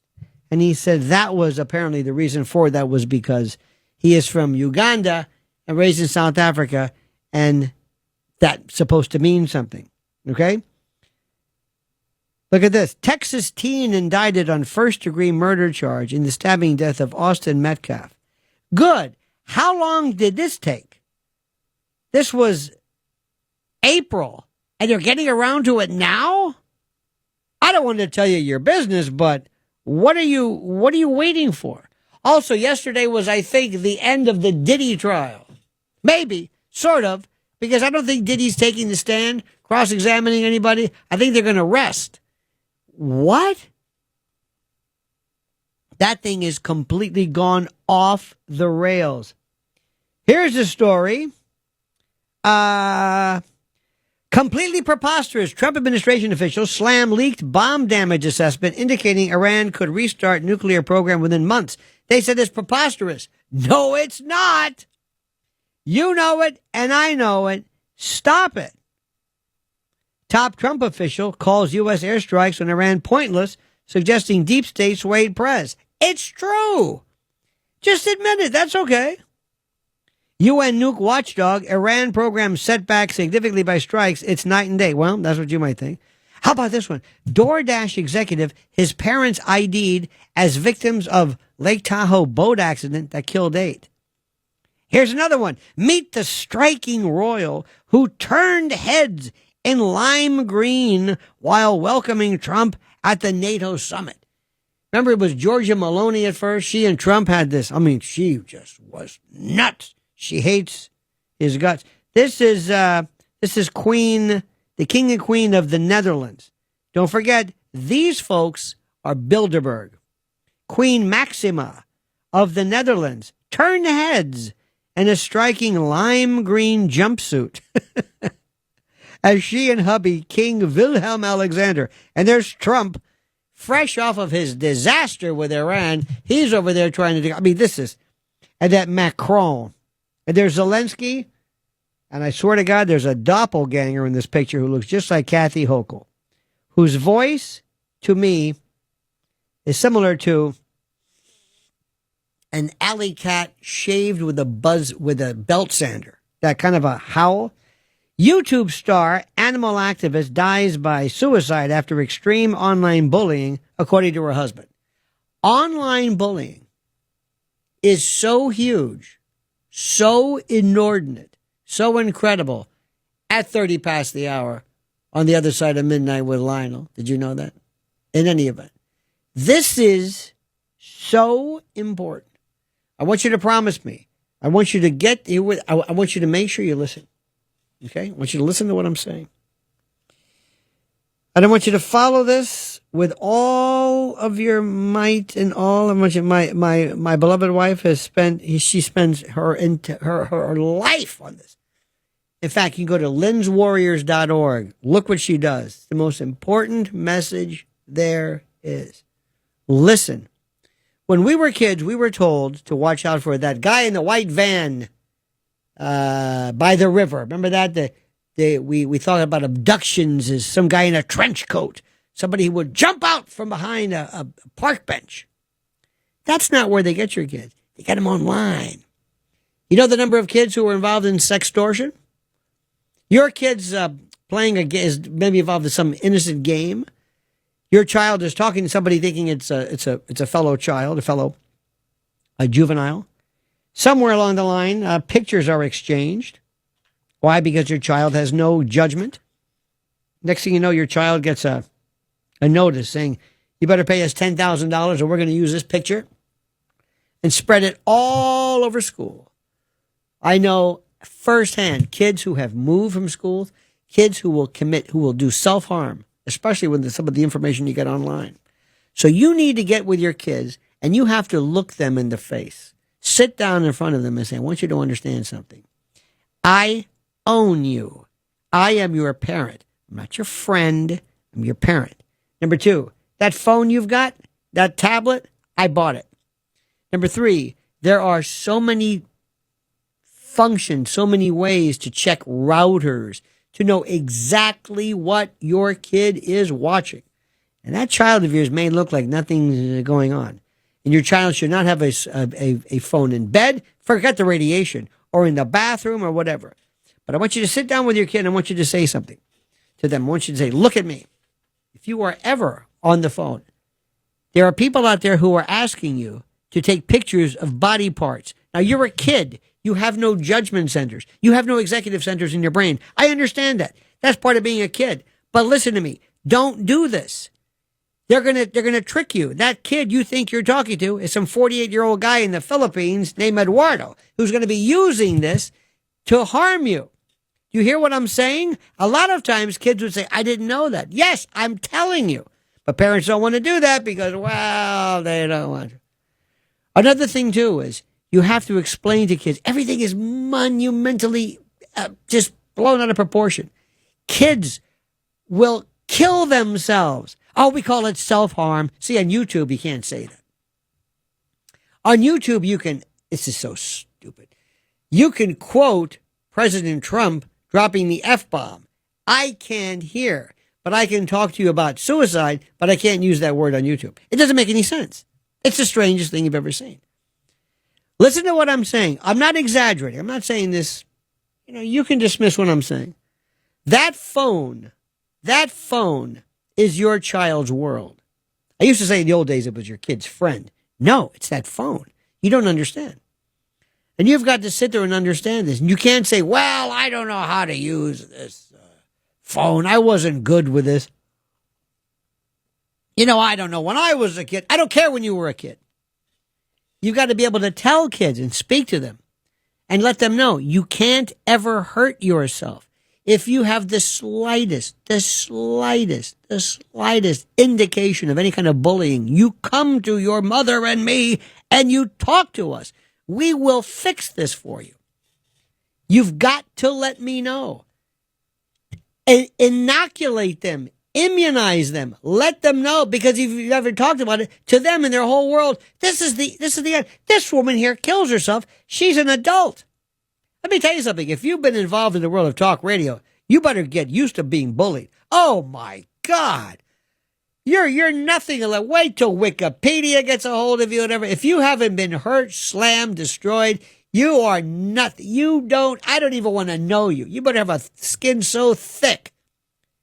In fact, it's a great Nick Drake documentary, a Skin Too Thin. I mean it. I mean it. There are people out there who are the most horrible folks in the world. They are the most miserable. They sit in their parents' basement. They wear wife beaters and they're covered with Cheeto dust and they're tapping away and they're miserable. They're miserable. They're pond scum. They're a waste of flesh. And they don't do anything in their life, but all they want to do is they want to make fun of you and mock you and say terrible things about you. And you better get tough. You better really understand this. I am dead serious. And you better tell your kids right off the bat, this is what's happening. And here's another one for you. While I'm lecturing to you, here's something nobody's ever thought about. Nobody's thought about this now.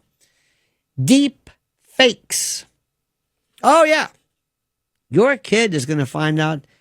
He probably is going to get a call from somebody say, you're not going to believe this, but there's a picture of you that's going around. They're all laughing at you. What is it? And it's a deep fake. Somebody would superimpose or use AI or not AGI yet, but AI, and they will concoct and depict and construct the most hideous, horrible, pornographic picture that's not real. And you're going to go to the principal, and the principal is going to say, I don't know what to tell you. First of all, this isn't happening at school. Yeah, but it's happening to one of your students. That's true. And I have a feeling it's another one of your students is doing it. Well, that's true. But what's my jurisdiction? I'm a principal here. How do I tell people outside of school what to do? That's number one. Number two, they're going to say, it's not real. It's not a picture. What am I going to do? It could be very well pornographic or CSAM, child sexual abuse material, and actionable if it were real, but it's not real. What am I going to do about this? And the answer to that is very simply this. Legislatures have to take the notion or the tort, the civil law of libel, defamation, and apply it to this, because that's what it is. I'm libeling you.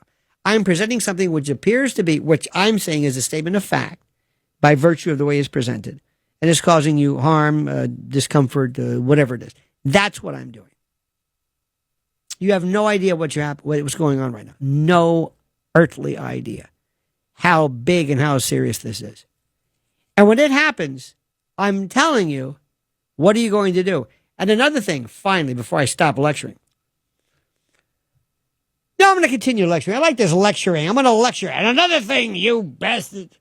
You've got to understand something here. If your child is a bully, your child is joining the farm team for a psychopath. You know what a psychopath is? You know what a psychopath is? I'll tell you. It's a word that's used too much. Oh, there's narcissism, borderline, all this stuff. Narcissism, antisocial personality disorder. Let me tell you what a psychopath is. This is the bottom line. Forget narcissism. That's a different story. That's mild. You're not ever going to really meet a psychopath in your life. Chances are you're not. You're not a real bona fide psychopath. Oh, there's some sadistic people out there, but that's not it. A psychopath. A psychopath is a different story. Manson probably wasn't a psychopath. People have argued this. Hitler was probably not a psychopath. It's a condition. It doesn't mean evil. It doesn't mean terrible. It doesn't mean despotic. Psychopath is a different story because most people who are psychopaths don't do anything to manifest that. They don't hurt anybody. They're just. But let me give you an idea. Let me tell you what it is very quickly. There's two parts of your body that are normally connected: your head and your heart. Okay? When you do something, it's like actus reus and mens rea. There's criminal mind and the criminal act. Mens rea means criminal mind. You have to have a criminal intent to do something. When you do something, there's two things: the way your heart reacts and the way your head reacts. If you do something, if I say to you, if I'm going to go out there and I'm going to, there's a good friend Noam out there. I'm going to go out there and I'm going to destroy his news set. I'm going to destroy his personal effects, steal his wallet, deface his personal things. Why? Because I'm just whatever. Now, that's the part. That's the brain part. That's what I'm going to go do. That's what I'm going to do now. I'm just going to do it. Now, the heart part kicks in. Think about the emotion. Consequence. Normally, it might be, well, you might not want to do this because, the cameras, if there's cameras here, they might see you. Number two, they might fire me. Number three, it might hurt his feeling. He's a good guy. I don't want to hurt him. That's cruel. He's never done anything bad to you. Why be a jerk? That's your heart responding. That's your heart. Your head says, do it. But it's that heart. Call it conscience. Call it whatever you want to do. I don't know. A psychopath has those completely disconnected. Oh, he has a heart. He'll have emotion, but not for what you think. Sometimes a true psychopath, if their dog, let's say their dog dies, they'll be absolutely beside themselves. Not because they love that dog, but because a possession of theirs was destroyed or no longer there. It's a different concept. But there's this idea that you do not feel consequence. And you look at people. Here's the best story ever. Listen to this one. Two in particular. Two tests for, and you can use the hair test and this other kind of stuff. Because it's hard to diagnose. It actually is, believe it or not, a part of the brain. There is brain hardware that is affected. The orbital cortex. There's a great book by James Fallon, not Jimmy Fallon. James Fallon explains kind of the way it works.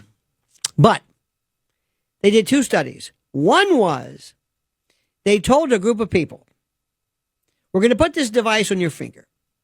It's going to create a mild electric shock. At the count of 10, we're going to shock you with this. Either they counted down from 10 or counted up to 10, whatever it was. But they didn't have it. It wasn't real. They weren't going to shock you. But your brain didn't know this. So they looked at fMRI, this functional magnetic resonance, to see what parts of your brain are firing. So they put this device on your finger, kind of like a plethysmograph or something. But anyway, it's all fake. It's all phony. It's like Milgram, that style. So they say, all right, 10, 9, 8. Now, in regular control group, normal people, your brain's going crazy. Anticipation, consequence. Not that you're in fear, but it recognizes this. Because you've told me what's happening, and it's coming up, and you can see it's coming, and you're reacting emotionally to it, meaning your head and your heart are connected. Psychopath, nothing. Nothing.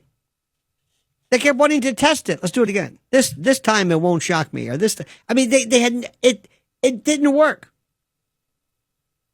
That's why they make great heroes. Psychopaths are great. I'm hit. Blaze, I'm hit. Riff Raff says, I'm not going out there. Why? I get shot. Me, I'm a psychopath. I'm coming. I'm a hero. No, I'm a psych. I'm crazy. I have no idea of consequence. Why'd you do that? Terrible chess player. I'm terrible. Why? Because I'm just going to, I don't know what it means. You took my piece. I lose? What does that mean? But here's the best one. Follow me on this test. You're going to love this one. Have you ever been watching something? Let's say you're watching a TV show. And you're so involved in the storyline, something falls off the wall. A clock, a mirror, just falls. You don't even budge because you're so involved in this. You don't even recognize it, this terrible crash. I mean, you hear it, but you don't jump. You don't leap out of your seat because you're so involved in this. Now, let's say you're watching something that's horrible, scary. Let's say you're watching Jaws or, for me, Fatal Attraction or some other horrible movie that scares you. And right when you're watching this, same thing. The clock falls or the mirror comes. You jump out of your seat. Why? Because you were in anticipation. You weren't mildly enthralled. You were scared. You were ready to go. Your head and your heart were connected. You were fight or flight, limbic system. You're ready to go. This is horrible. You're watching this, and any noise propels you. Okay, you got the two? Great. They showed pictures of, this is terrible. I forget where I read this. Showed pictures of terrible, like murder scenes. People have never seen these before, and you've never lived until you've seen really gross, up close morgue shots of gunshots, shotguns in the face. Just horrible pictures. So they showed people this, and they were turning the pages. Oh my God! They had this, this reaction. Oh my God, this is terrible. Oh, this is terrible. And then they released a stadium horn or some noise, and most people jumped out of their seat because they were so horrified by what they were seeing. Psychopaths were watching this, and they did the same noise. They didn't even budge. Why? Because they were just interested in it. It made no connection. There was no horror. They were looking at it. Oh, this is interesting. Oh, look at this. Oh, it's a decapitation. I see. That's what a psychopath is. Now, sociopath is when you become that. That might be through conditioning, life, war, kind of in the Stanford prison experiment where you become a guard. So, sorry for that very long introduction. The reason why that's important is this.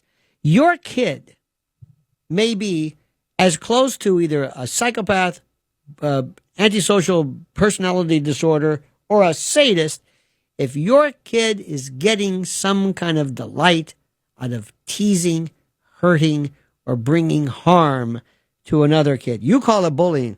I'm thinking this is an alarm that is going off. They say there's three things that all serial killers theoretically have. Enuresis, which is bedwetting. You know what the other one is? Encaprices. You don't want that one.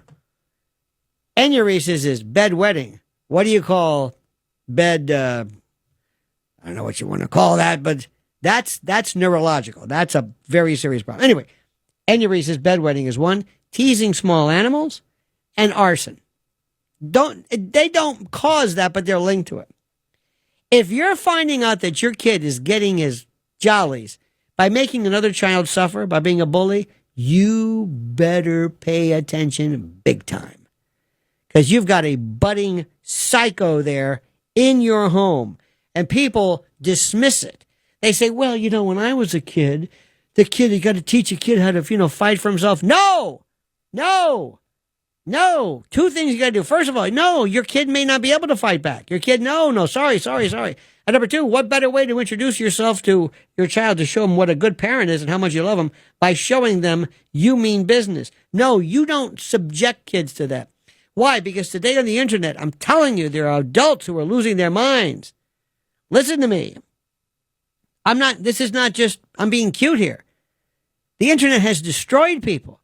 I know more people who've destroyed. I don't recognize people. They have become so narcissistic, so withdrawn, so sick and demented that if ever there was a predisposition, a proclivity, or a propensity for any kind of antisocial behavior, this exacerbates it. This potentiates it, like alcohol potentiates diazepam or other types of anxiolytics. That's why you don't mix alcohol with, let's say, Valium, because the alcohol potentiates it. Social media potentiates our tendency to have these predispositions for this lunacy in the first place. This is the most dangerous thing in the world. That phone that you see your kid playing with, that you think is innocent, oh, he's so quiet. And I don't blame you. My wife and I were at a diner, and the parents want to look. They just want them. They just want to have a meal, so they give the kid the laptop or the tablet. And I don't blame them. Look, it's. I understand this. Your kids are being destroyed by that. Let me also tell you something about this. Listen to me very carefully. When we were kids, when we were little, when we were young, and we did things that we thought were kind of stupid, climbing a tree. Remember, it's not climbing the tree that's the problem, or that's the challenge. It's getting down from the tree. That's the story. So when you have this child who has never thrown a ball, does not know how to judge distance. When you're playing ball with a kid, your kid takes a sphere and says, okay, it weighs this much. I'm going to throw it at me, so I've got to judge distance, and the kid's got to figure this thing out. Plus, you're talking, you're conviviating, and all this other kind of jazz that you do normally as a human social intercourse, as it used to be called. Well, that's gone. So you don't do that. So kids don't learn depth perception, and every time you do this, your brain innervates, not innervates, but innervates. It myelinizes. It makes connections that you can't even imagine. That's number one. Number two, when you have normal, regular lifestyle, your kids know how to track something. Because your child has been taught from birth to just have things blasted at them, they don't know how to track, meaning they don't know how to read. They don't know how to read because there's no, they have to be shown things via, fanfare and lights and cameras, so they can't track. And the last part about this, which is the worst part, is that there is no tactile ability. They will not be, they're not writing, they're not playing any instruments, they're not doing anything. Their hands are turning into stubs. Their thumbs are great, very facile with their hallux or pollux. I always get the great thumb and the great toe confused. But anyway, they're very good with that. But they're not able to write. And and not being able to write, not being able to do cursive, not being able to use this, they're losing connections in their brain that are required by virtue of this device that you think is so great. So I'm not saying to throw it away, but understand what threats this pose. And I can't say it enough to you. And believe me, there's somebody listening right now that knows exactly what I'm talking about. Or this has happened to a grandson, a granddaughter, or a child. You better be very serious about this stuff. Because remember, there's one thing, if your kid gets screwed up, sometimes nature deals your child a bad hand. Sorry, that's God, that's nature. But it's that nurture part, and that part you can prevent if you pay attention, all right? Okay, good. Enough with the lecturing. For now, until something else pisses me off and I want to lecture again. This is Lionel with you on the other side of midnight. Teen nicknamed Big Balls leaves Trump's cost-cutting team after exposing wasteful spending. Big Balls.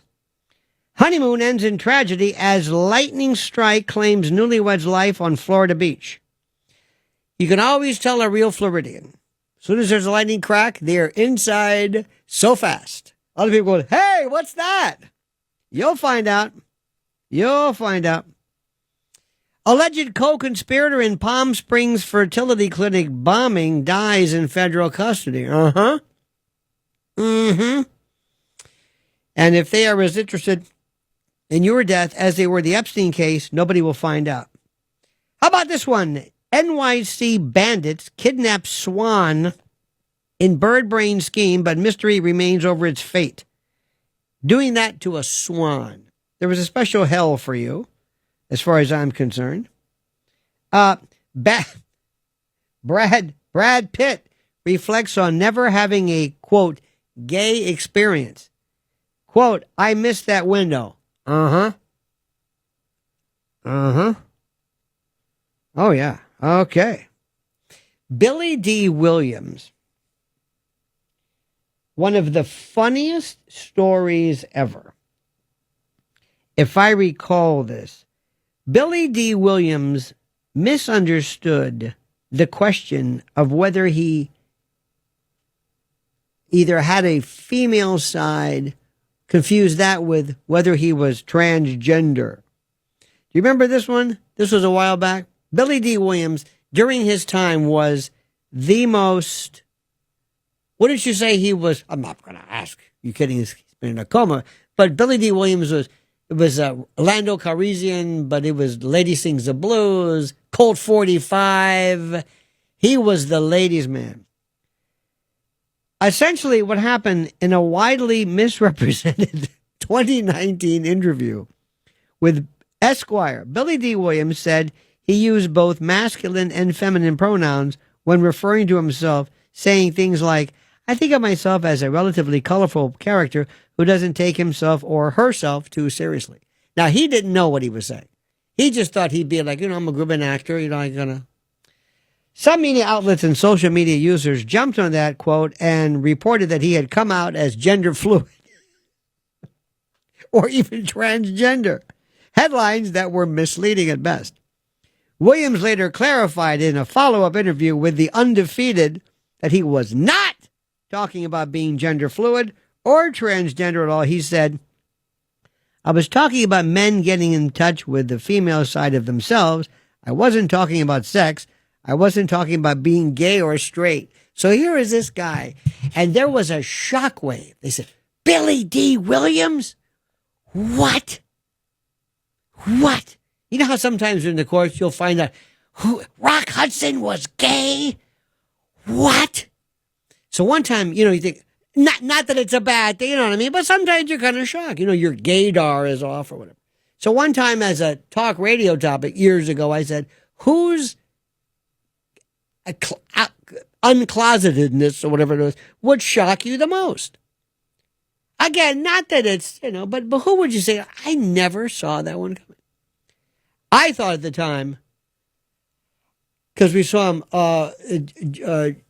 Norman Schwarzkopf. I thought Schwarzkopf, no way.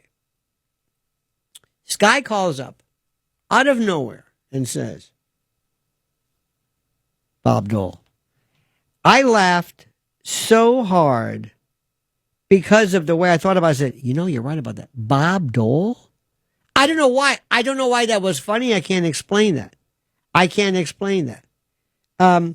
Very, very quick story. Another thing which was not meant to be funny, but there was an event we had at the at MacDill Air Force Base, which is now CENTCOM. There was a Marine General, Joseph Hoare, Hoar, General Hoare. He was a Marine General, not Lieutenant, not Brigadier, General. It was after Desert Storm. We were all there at the time. Schwarzkopf was there. They introduced General Hoare, his wife, and I believe either his daughters or children. He called them daughters, the whores. And we looked at each other and, as you can imagine. Is that correct? Am I that? Or did you just have a stick? Was that a swizzle stick left over from a night on the town? Or what was that?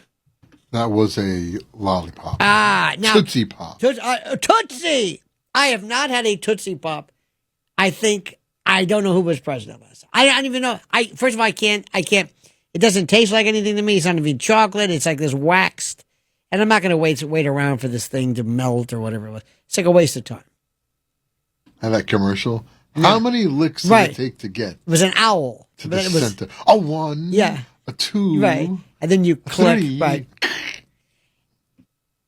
I don't want to bring in Bobby Kennedy because Bobby Kennedy, with all due respect, has done nothing. He's done absolutely nothing. This guy was so... Did you say, boy, when Bobby Kennedy comes in, you better... Fauci, you're a dead man. What does he do? Yes. The dye colors in Fruit Loops, bad. What? That's it? But imagine this stuff that you're... Now, candy, for me, Thank God I never really cared for candy. I will make a couple of exceptions, and I stay away from this. Reese's peanut butter cups, frozen. I'm out of control. You freeze things, chocolate chip cookies, frozen. That sounds crazy. It's a different everything. Everything is Reese's cups. Another thing too, my wife will tell you is there's a ball, a candy ball. It's peppermint. It's made from this company, this country. This company, North Carolina, and they come in that little. It's red and white. It's a white sphere with streams of peppermint in there. They come in a little individually wrapped cellophane.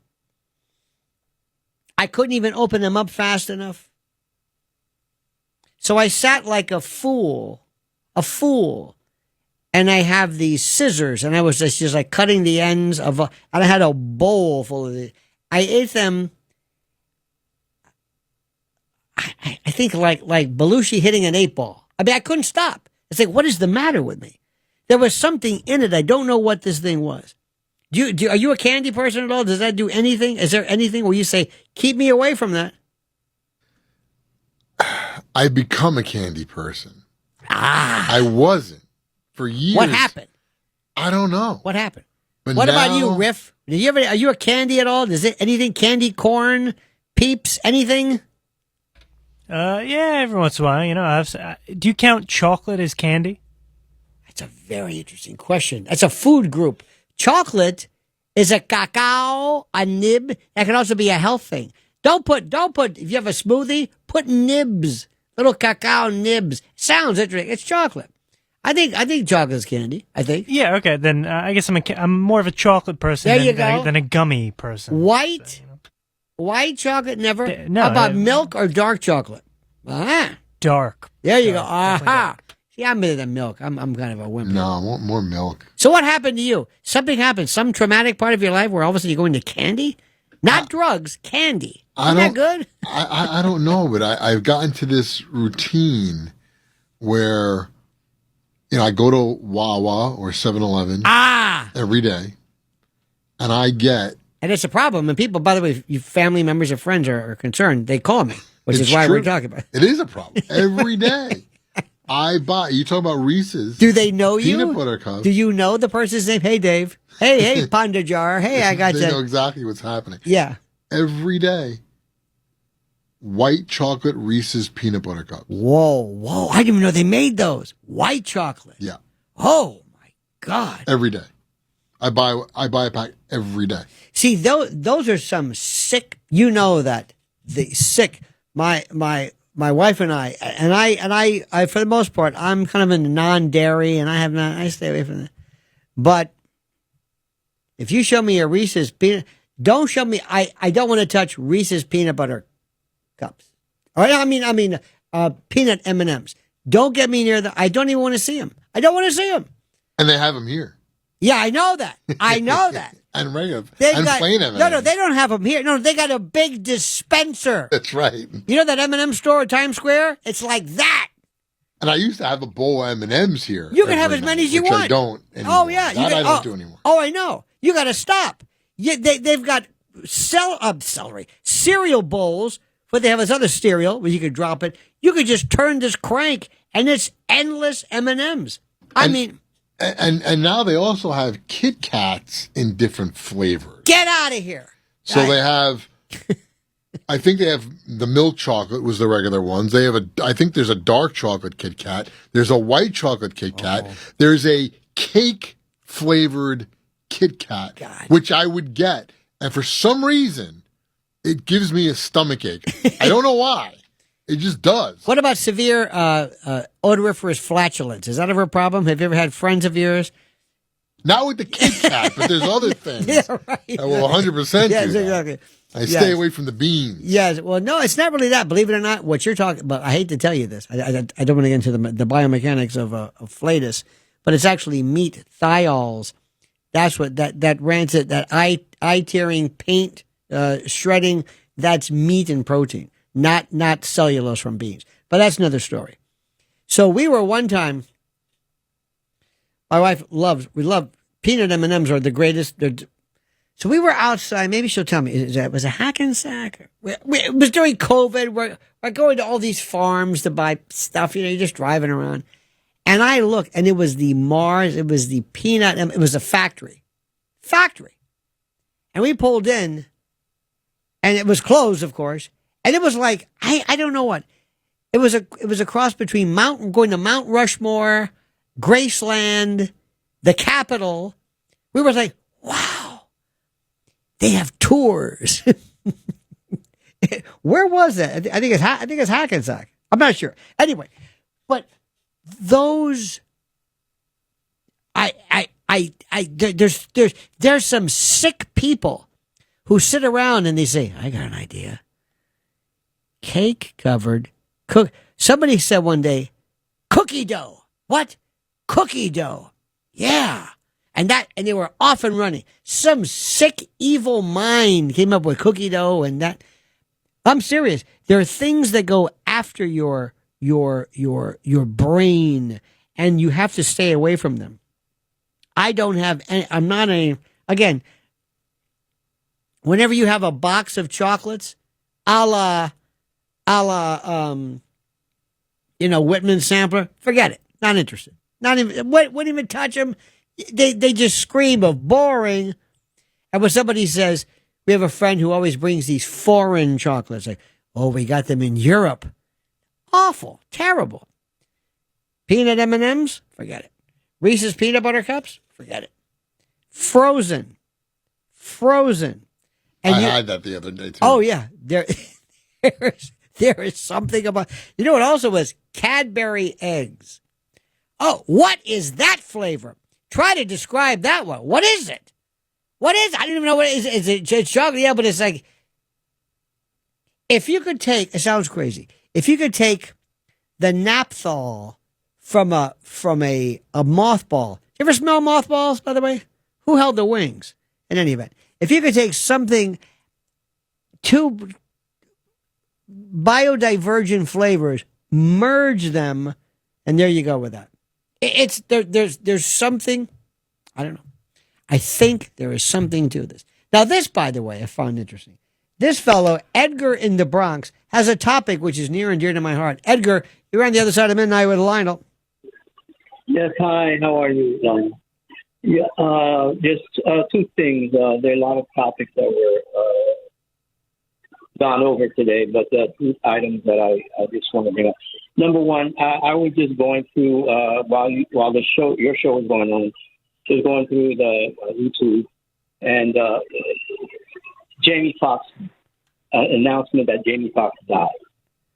What? And yeah, are you sure? No, he's not. He's probably not dead.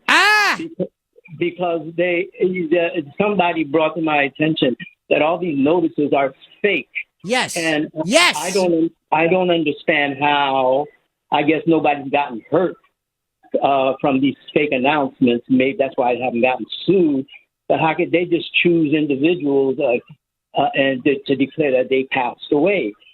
When I brought that up with my brother, Jodie Foster, who he loves, I had read that she had passed away. Oh, no. And he got, right. And this is some months back, if not a year ago. And he looked up and said, no, she's still alive. All these people, they're from whatever the site is. I get access from YouTube. So-and-so died, passed away. How do they get away with this? Well, it's interesting you say that. You bring up a very, very interesting and fascinating point. If I were to tell you, what was the number one, quote, death hoax ever in modern times, what would come to mind? It's pretty easy if you think about it.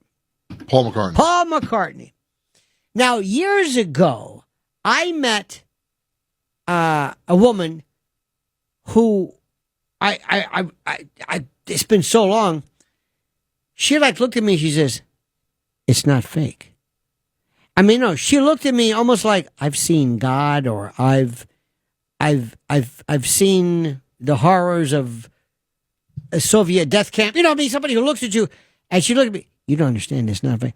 So, fall is the fake Paul. I said, just let go of my arm. Let go of my arm.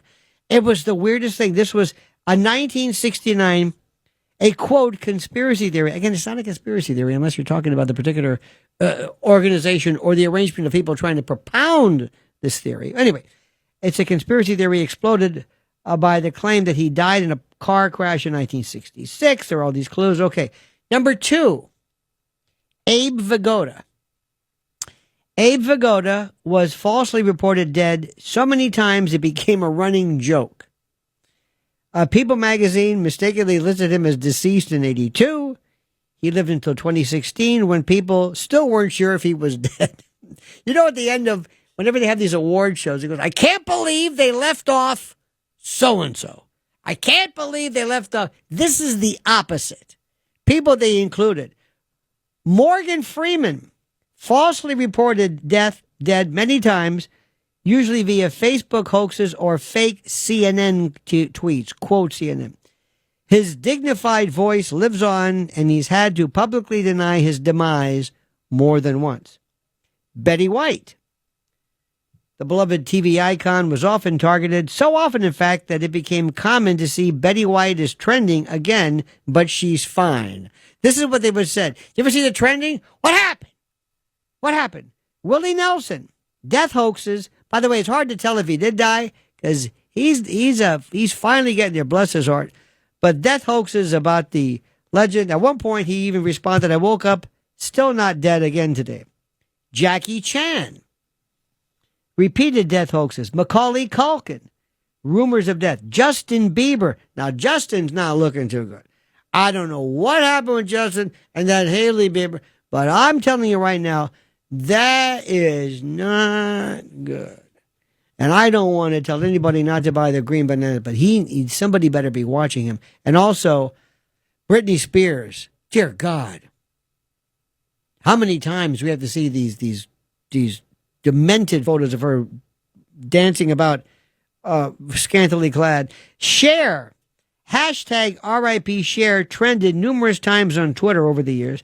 She has publicly joked about her false reporting, saying, I'm immortal, duh. And finally, Mr. Bean, Rowan Atkinson. Why that happens, I have no idea. But once it starts, it's a fascinating subject. We're going to continue with this. By the way, if anybody's trying to diagram the particular subject matter storylines, the platforms, the vectors, the diagrammed vortices of the subject matter of this show, good luck. It is protean. It is never ending, labyrinthine. Our number 800-848-9222.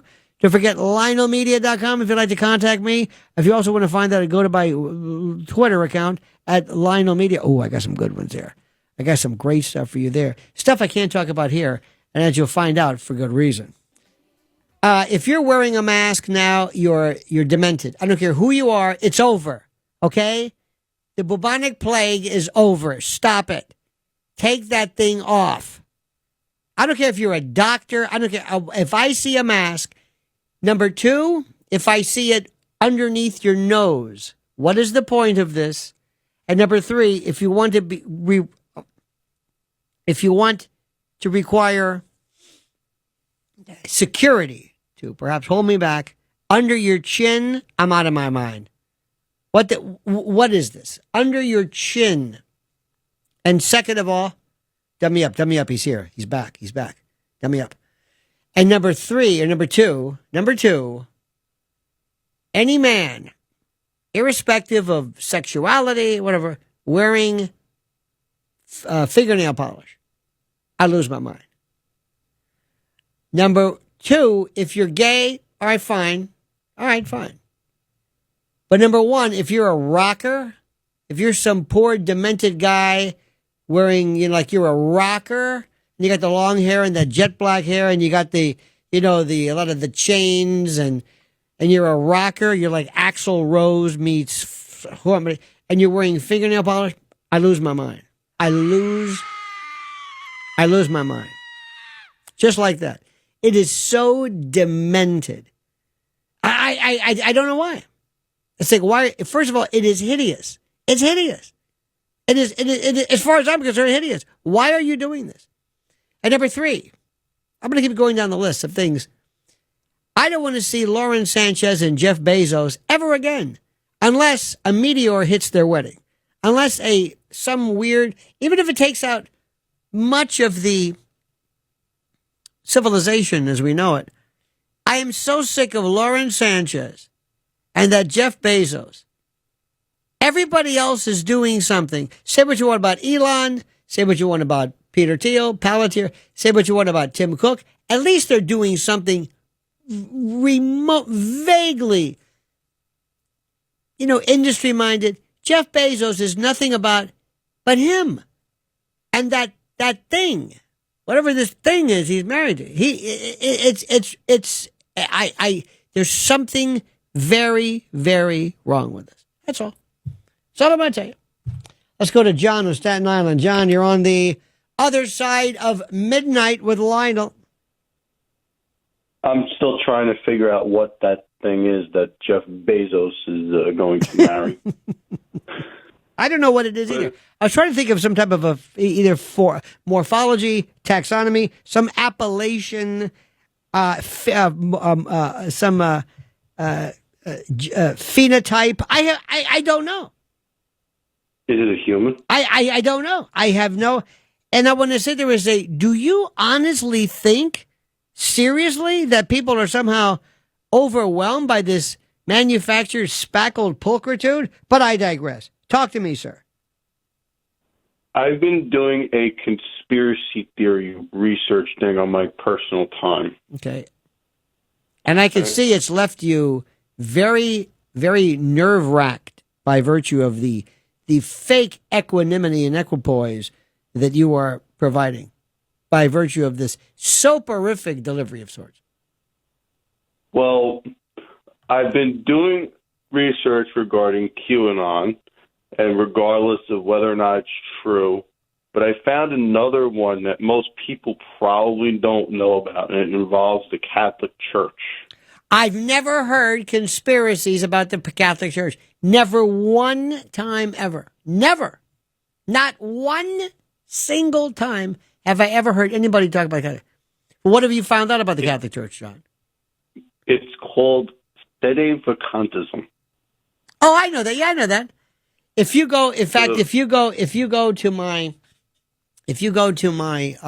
Lionel Nation YouTube channel, I talked to a Roman Catholic Vatican scholar that his theory was that Pope Francis Bergoglio was never the Pope.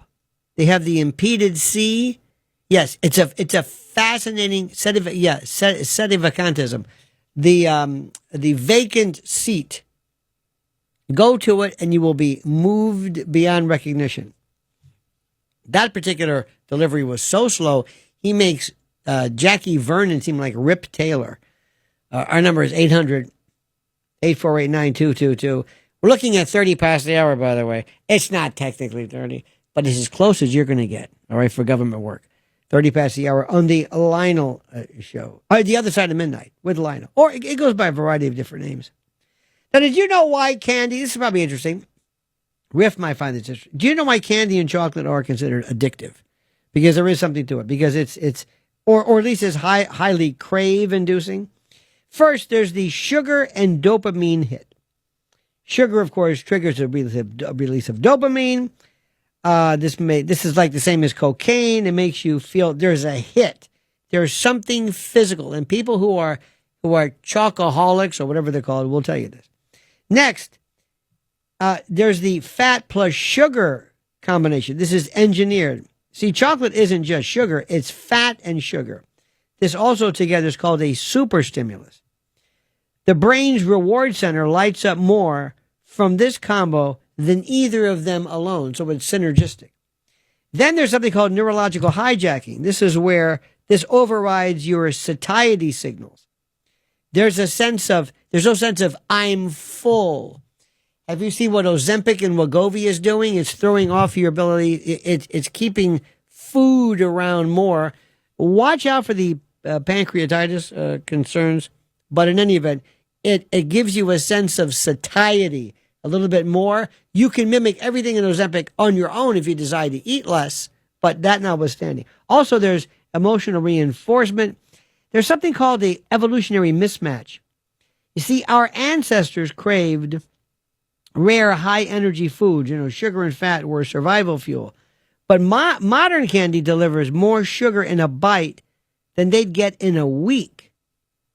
So technically also, candy is not classified as addictive, but for many people, especially in kids, or those with dopamine sensitivity, it creates addictive behavior patterns.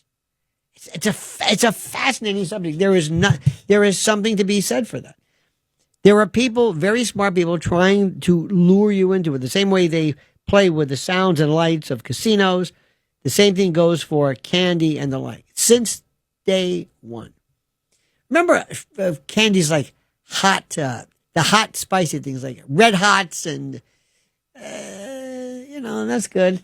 Didn't really do it for me. Jawbreakers. The Gobstoppers. Hey. Kids are listening.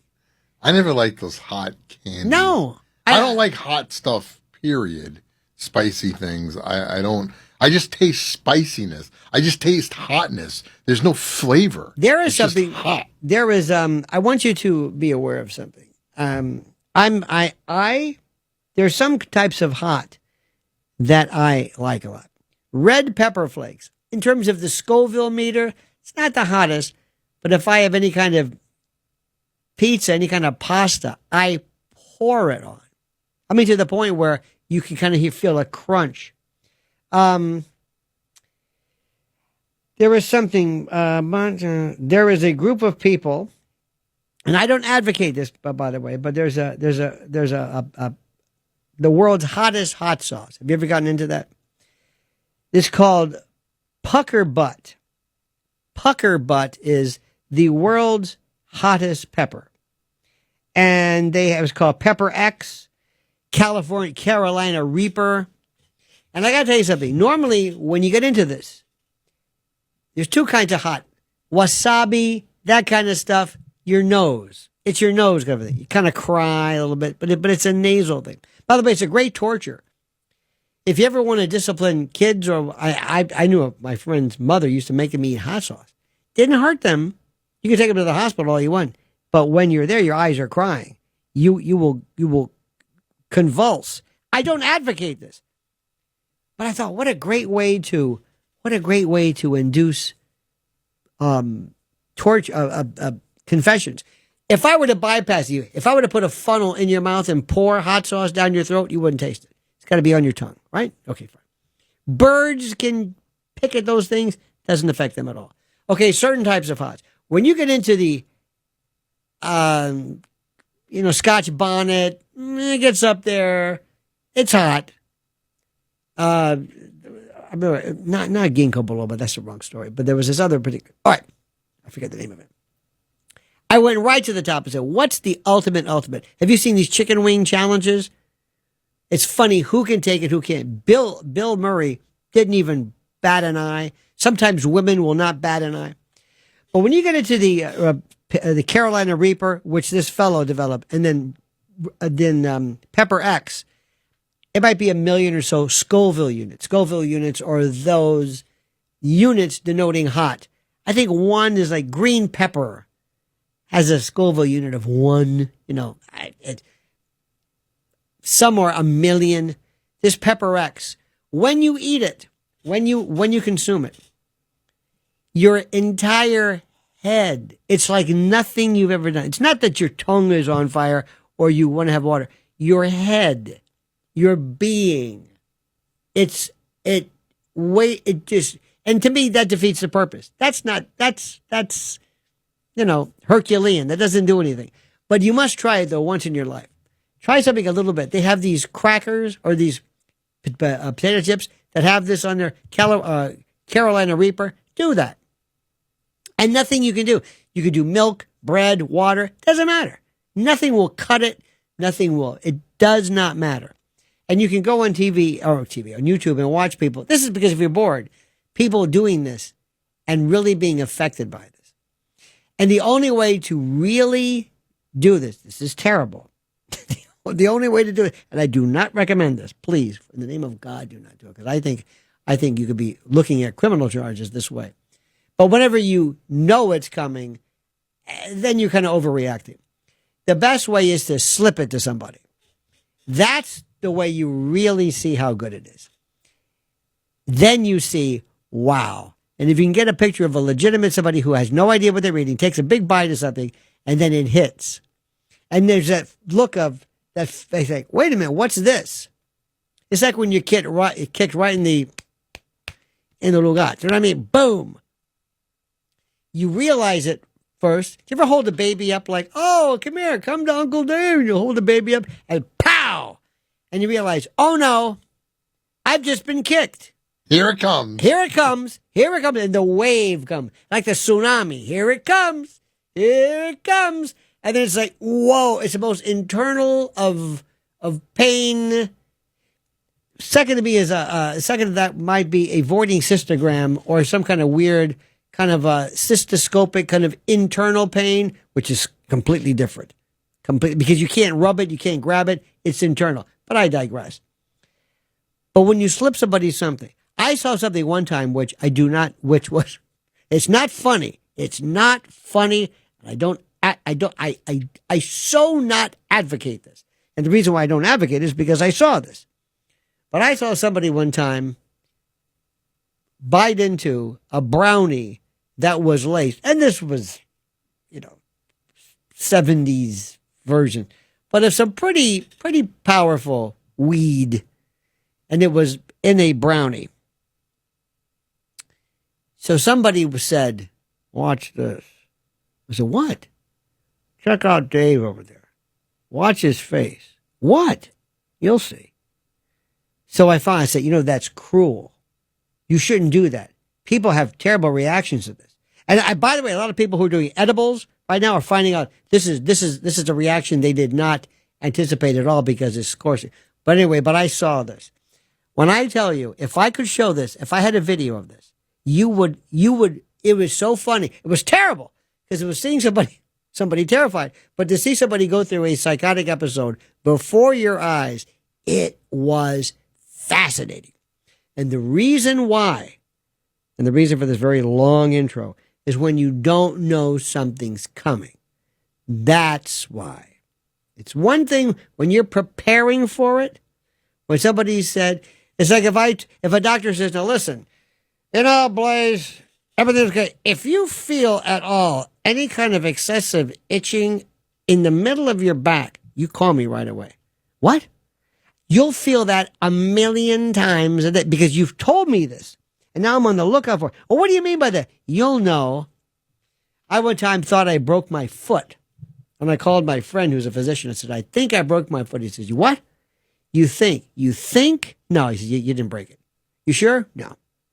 You didn't break it. Ever had a bone break?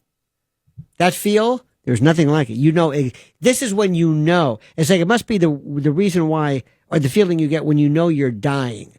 There's a feeling that kicks on like, this isn't good. This is not good. Okay? One time I broke my foot. I thought it'd be funny. My sister was propping up against this chair, and there was a pillow she had between her head, the pillow, and the chair. I thought it'd be real funny and kick the pillow out of the way so her head would go back and hit I missed. And I hit this wooden chair made from, I guess, distressed or petrified wood from some forest. I smashed every metatarsal, and I felt it was this feeling of, oh no. And remember, 25% of all the bones in your body are in your feet. So it knows. It also says, we want to make sure you're really aware of this. I mean, if you break your finger, it's okay. But we want you to know that we really don't want you ambulating about So we're going to make sure this pain is even worse than anything you've ever felt before. That's all I'm going to say. I don't even know where to go. Let's go to, I don't know. This is something. This is tough. Let's go to Robert in New York. Robert, you're on the other side of midnight with Lionel. Good morning, Lionel. Thank you, sir. This is a very important day in American history because on this day, almost 150 years ago, well, actually 149 to be exact, a legend died and another was born, and I am, of course, referring to the Abe Vigoda. man who was... I'm sorry. No, I wish. You wish? No, I don't know anything about him, but I am referring to George Armstrong Custer. Ah, yes! Custer died on this day. It was Sunday afternoon, June 25th, 1876. Wow. Not listening to his scouts who told him about a force that was 5, 6, 7, 8 times higher than he thought it was. He took 5 companies of the 7th Cavalry, companies C, E, F, I, and L. He went over what became known as Custer Ridge, and he went into history and legend. And it's interesting about Custer. At the age of 24, he was called the boy general in the Civil War. He was a brevet general, temporary. That's why everybody refers to him when he died as General Custer. No, he was a lieutenant colonel. Ah. When he and died... he had glowing, not glowing, but these red locks, his red hair, correct? He was referred to as yellow hair. Interesting. And it's interesting that when he died, a lot of his men were mutilated various ways I won't go into. It's much too graphic. But one of the things that was give done us in one. his case, Wait. No. Don't give it. You want me to go? Into details? Well, I mean, but just give us an idea. Can you speak rather circuitously as to it, elliptically, in a kind of a desultory, non-specific explication and expatiation of the horror? So we have an idea. Certain body parts are mutilated. Okay, certain things were done, et cetera, et cetera. But in his case, et cetera, et cetera. Okay. Yeah, in his case, his ears were pierced because it was believed that he needed his ears to be widened so that when he went to whatever his reward was in the afterlife, he would hear better and understand things. Oh, he did this when he was alive, or did his Indian? The natives, the native warriors did it to him after he was killed. After he was killed, that pierced his lobe or pierced his ears and like stuck something in his head. Both. Ah, I did not know that. Did you know that? Here's the interesting thing. After he died, for 50 years, the one person who came to defense is the wrong word. His wife, Elizabeth Bacon, her name was Elizabeth Bacon. She was a very dear friend of a friend of General Sheridan. She spent the rest of her life building up his legend, even though she knew that he had cheated on her. He had other women, including Anglo women, Native women. One woman that he captured at the Washita River on a campaign some years before. Wow. Gave him a son. But Elizabeth knew that, but she spent 50 years brandishing his legend. By the way, had Custer won the battle, it is probably a certainty that he would have become the next president of the United States because the Republicans were looking for a genuine hero. Now, do me a favor. Run against the By the way, Democrats. Robert, words cannot in any way even approximate how much I appreciate your wisdom and how you have you seriously make so much of history come alive, and I appreciate that. What was the tribe responsible for the mutilation of Mr. Custer? General Custer. There were two, the Lakota Sioux and the Cheyenne. Now, I heard that the Comanches were, and I only know this through Joe Rogan, I have no reason to believe this, but they were the most fierce and fearsome of all the Native American tribes. They were the most famous horsemen. General Sheridan once said that they were the finest light cavalry in the world. And by the way, the last thing I want to say to you, because I'm sure you have other calls. No, I don't. No, I don't. No, wait. The other calls suck. No, please. Okay. They're horrible. Well, but please then continue. Yeah.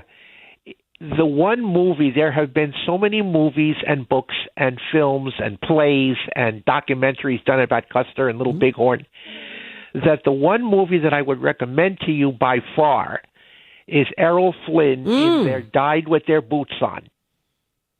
Now, Errol Flynn plays Custer. Yes. And Olivia de Havilland plays his wife, Elizabeth. Now, let me ask you something. This is important. How many, give me an idea, what was the size of Custer's troops and how many Indians or Injuns, as I call them? I'm kidding, of course. When Custer took the 5 companies, every last man, about 225 of them died, including 2 brothers, a brother-in-law, and a nephew.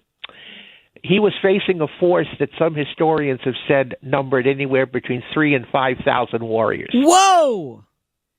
Under leaders like Crazy Horse. By the way, Sitting Bull, who was the one chief associated with Little Bighorn, never fought. The reason Sitting Bull never fought, he was what was called a Wakantanka. He was a holy man. He made predictions. He had a Sundance done in his honor just before the battle, where he cut scars all over his body. And most people don't know this. Sitting Bull was a bit of a prevaricator, and he was also nicknamed Bull Sit, which gave us the term. You probably didn't know that. He also, of course, later went on to be part of he just moves on. Buffalo Bill's Wild West show for a couple of years. He actually met Queen Victoria. Yes. And he eventually died, killed by his own Indian police just before Wounded Knee in 1890. Now, the reason for this, what precisely was Custer trying to do? What was his goal? Well, he was doing what the U.S. Army wanted him to do. The U.S. Army, the government and the Army wanted the Black Hills. Mm-hmm. They wanted the Black Hills because it had gold in it, gold to the grassroots. Gold in them thar hills. Custer actually led an expedition 2 years before his death to the Black Hills. They discovered the gold. It started a stampede of miners, people who went in. It angered the Sioux. They retaliated, and the U.S. government decided they had to put every one of the Sioux onto a reservation. They told the Sioux they had to be back on the reservation by a certain date, which they totally ignored. And so in a 3-pronged military move, the government tried to round them up. 3 different military groups came at them. They fought. After the battle, the warriors split into different groups. Sitting Bull actually took his own tribal group, the Hunkpapa Sioux, and fled north to Canada. He stayed in Canada for 4 years. And finally, in 1881, he was convinced by both the U.S. government and the Canadian government, who said, hey, look, Bull, you're giving us problems. Yeah. The American press actually wanted us to invade Canada to bring him back. Which was a big mistake, by the way, that we turned that one down. Now, Robert, point of honesty, and please, this is not meant in any way as disrespectful. Are you just doing this free form? Are you reading anything? Have you prepared this? No. One of the things that I taught on a college level was history of the American frontier. And I did every so often teach an actual course in indigenous history on the Western frontier. And I would be in Montana today. I have gone out there a number of years to they have a you'd call it a reenactment, I suppose, every year. And it's a celebratory thing to remember Custer. They talk about it. They bring in scholars. Well, I should have been there today. I know you, but you know what? Their loss is our gain. Robert, thank you so much. As usual, sir. Thank you. Thank you. Thank you, sir. I mean that. I love that man. Fascinating. More coming up on the other side of midnight with Lionel, because it's just fascinating. Mr. President, be careful with this one. You don't want it to bite you on the arse. Donald Trump launched just breaking now, launched an all-caps rant against the New York Times and CNN late last night over what he called their fake coverage of the impact of the United States bunker buster bombing of nuclear sites in Iran. An intelligence assessment leaked to the two outlets reportedly stated the weekend strikes against the key nuclear facilities in the country only set back Iran's nuclear program by a couple of months. I'm sorry, I didn't mean to laugh. Trump, however, claimed the strikes completely and totally obliterated the facilities. The president made a furious post to his Truth Social account from the Netherlands, where he is attending a NATO summit at what would have been nearly 4 a.m. local time. Quote, this is the president, quote, fake news CNN together with the failing New York Times have teamed up in an attempt to demean one of the most successful military strikes in history. The nuclear sites in Iran are completely destroyed! Exclamation point, capital letters. Both the Times and CNN are getting slammed by the public. Trump's statements were echoed by White House press secretary and dutiful sycophant Carolyn Leavitt, who dismissed the assessment as a clear attempt to demean President Trump. Quote, everyone knows what happens when you drop 14 30,000-pound bombs perfectly on their targets. Total obliteration. Now, I don't want to be the bearer of bad news here, but let me see if I can bring this to your attention. That may be true if there's something there, because the suggestion that was being made, that's why, Mr. President, please make sure about this. There can be no room for error if Isfahan and Natanz were already destroyed by, I believe, already destroyed by Israel sometimes back. There was really nothing there. But photo or whatever the main site. This was absolutely positively reported by everyone that said no, they had moved all of this out beforehand. Now, I'm not saying, because I have no independent way of looking at this, I'm not saying whether it's right or wrong or true or whatever. How the hell would I know? But what I do hope is, please, somebody make sure the president knows exactly what he is talking about. And the reason why I want him to understand this is that, Mr. President, the people that want to hurt you the most are within your cabinet, within your White House, within your administration, and among your alleged allies who want to dismiss your efficacy because they believe that what you're about to say next is going to deplatform the particular goal and outcome that they want. Am I making any sense? Am I being too cryptic? So please make sure, let it go. Let it say something to the effect of, I've already spoken. That's it. I want to talk about NATO. What I want to hear more than anything else is how you have completely dismantled, disconnected, and unattached all of our connections to NATO. We have no reason to be in NATO. The Soviet Union is gone. Everybody knows this. I don't know where what Boris and Natasha world we're living in. America first. Bring all the men and women, the boys home, and all of the money home. Do you hear me? Home. It's a very simple concept. Very, very simple. Bring it all home. All right, my friends, thank you so much for it this evening. What a show. What a romp. Mr. Riffraff, thank you so much for your expert sifting through the calls. And Nature Boy, Matt Blaze, thank you for your comments and thoughts and participation. And thank you for listening. Don't forget, you can reach me at lionelmedia.com for your edification, perusal, and review. And until tomorrow again, remember these final words. The monkey's dead. The show's over. Sue you. Ta-ta.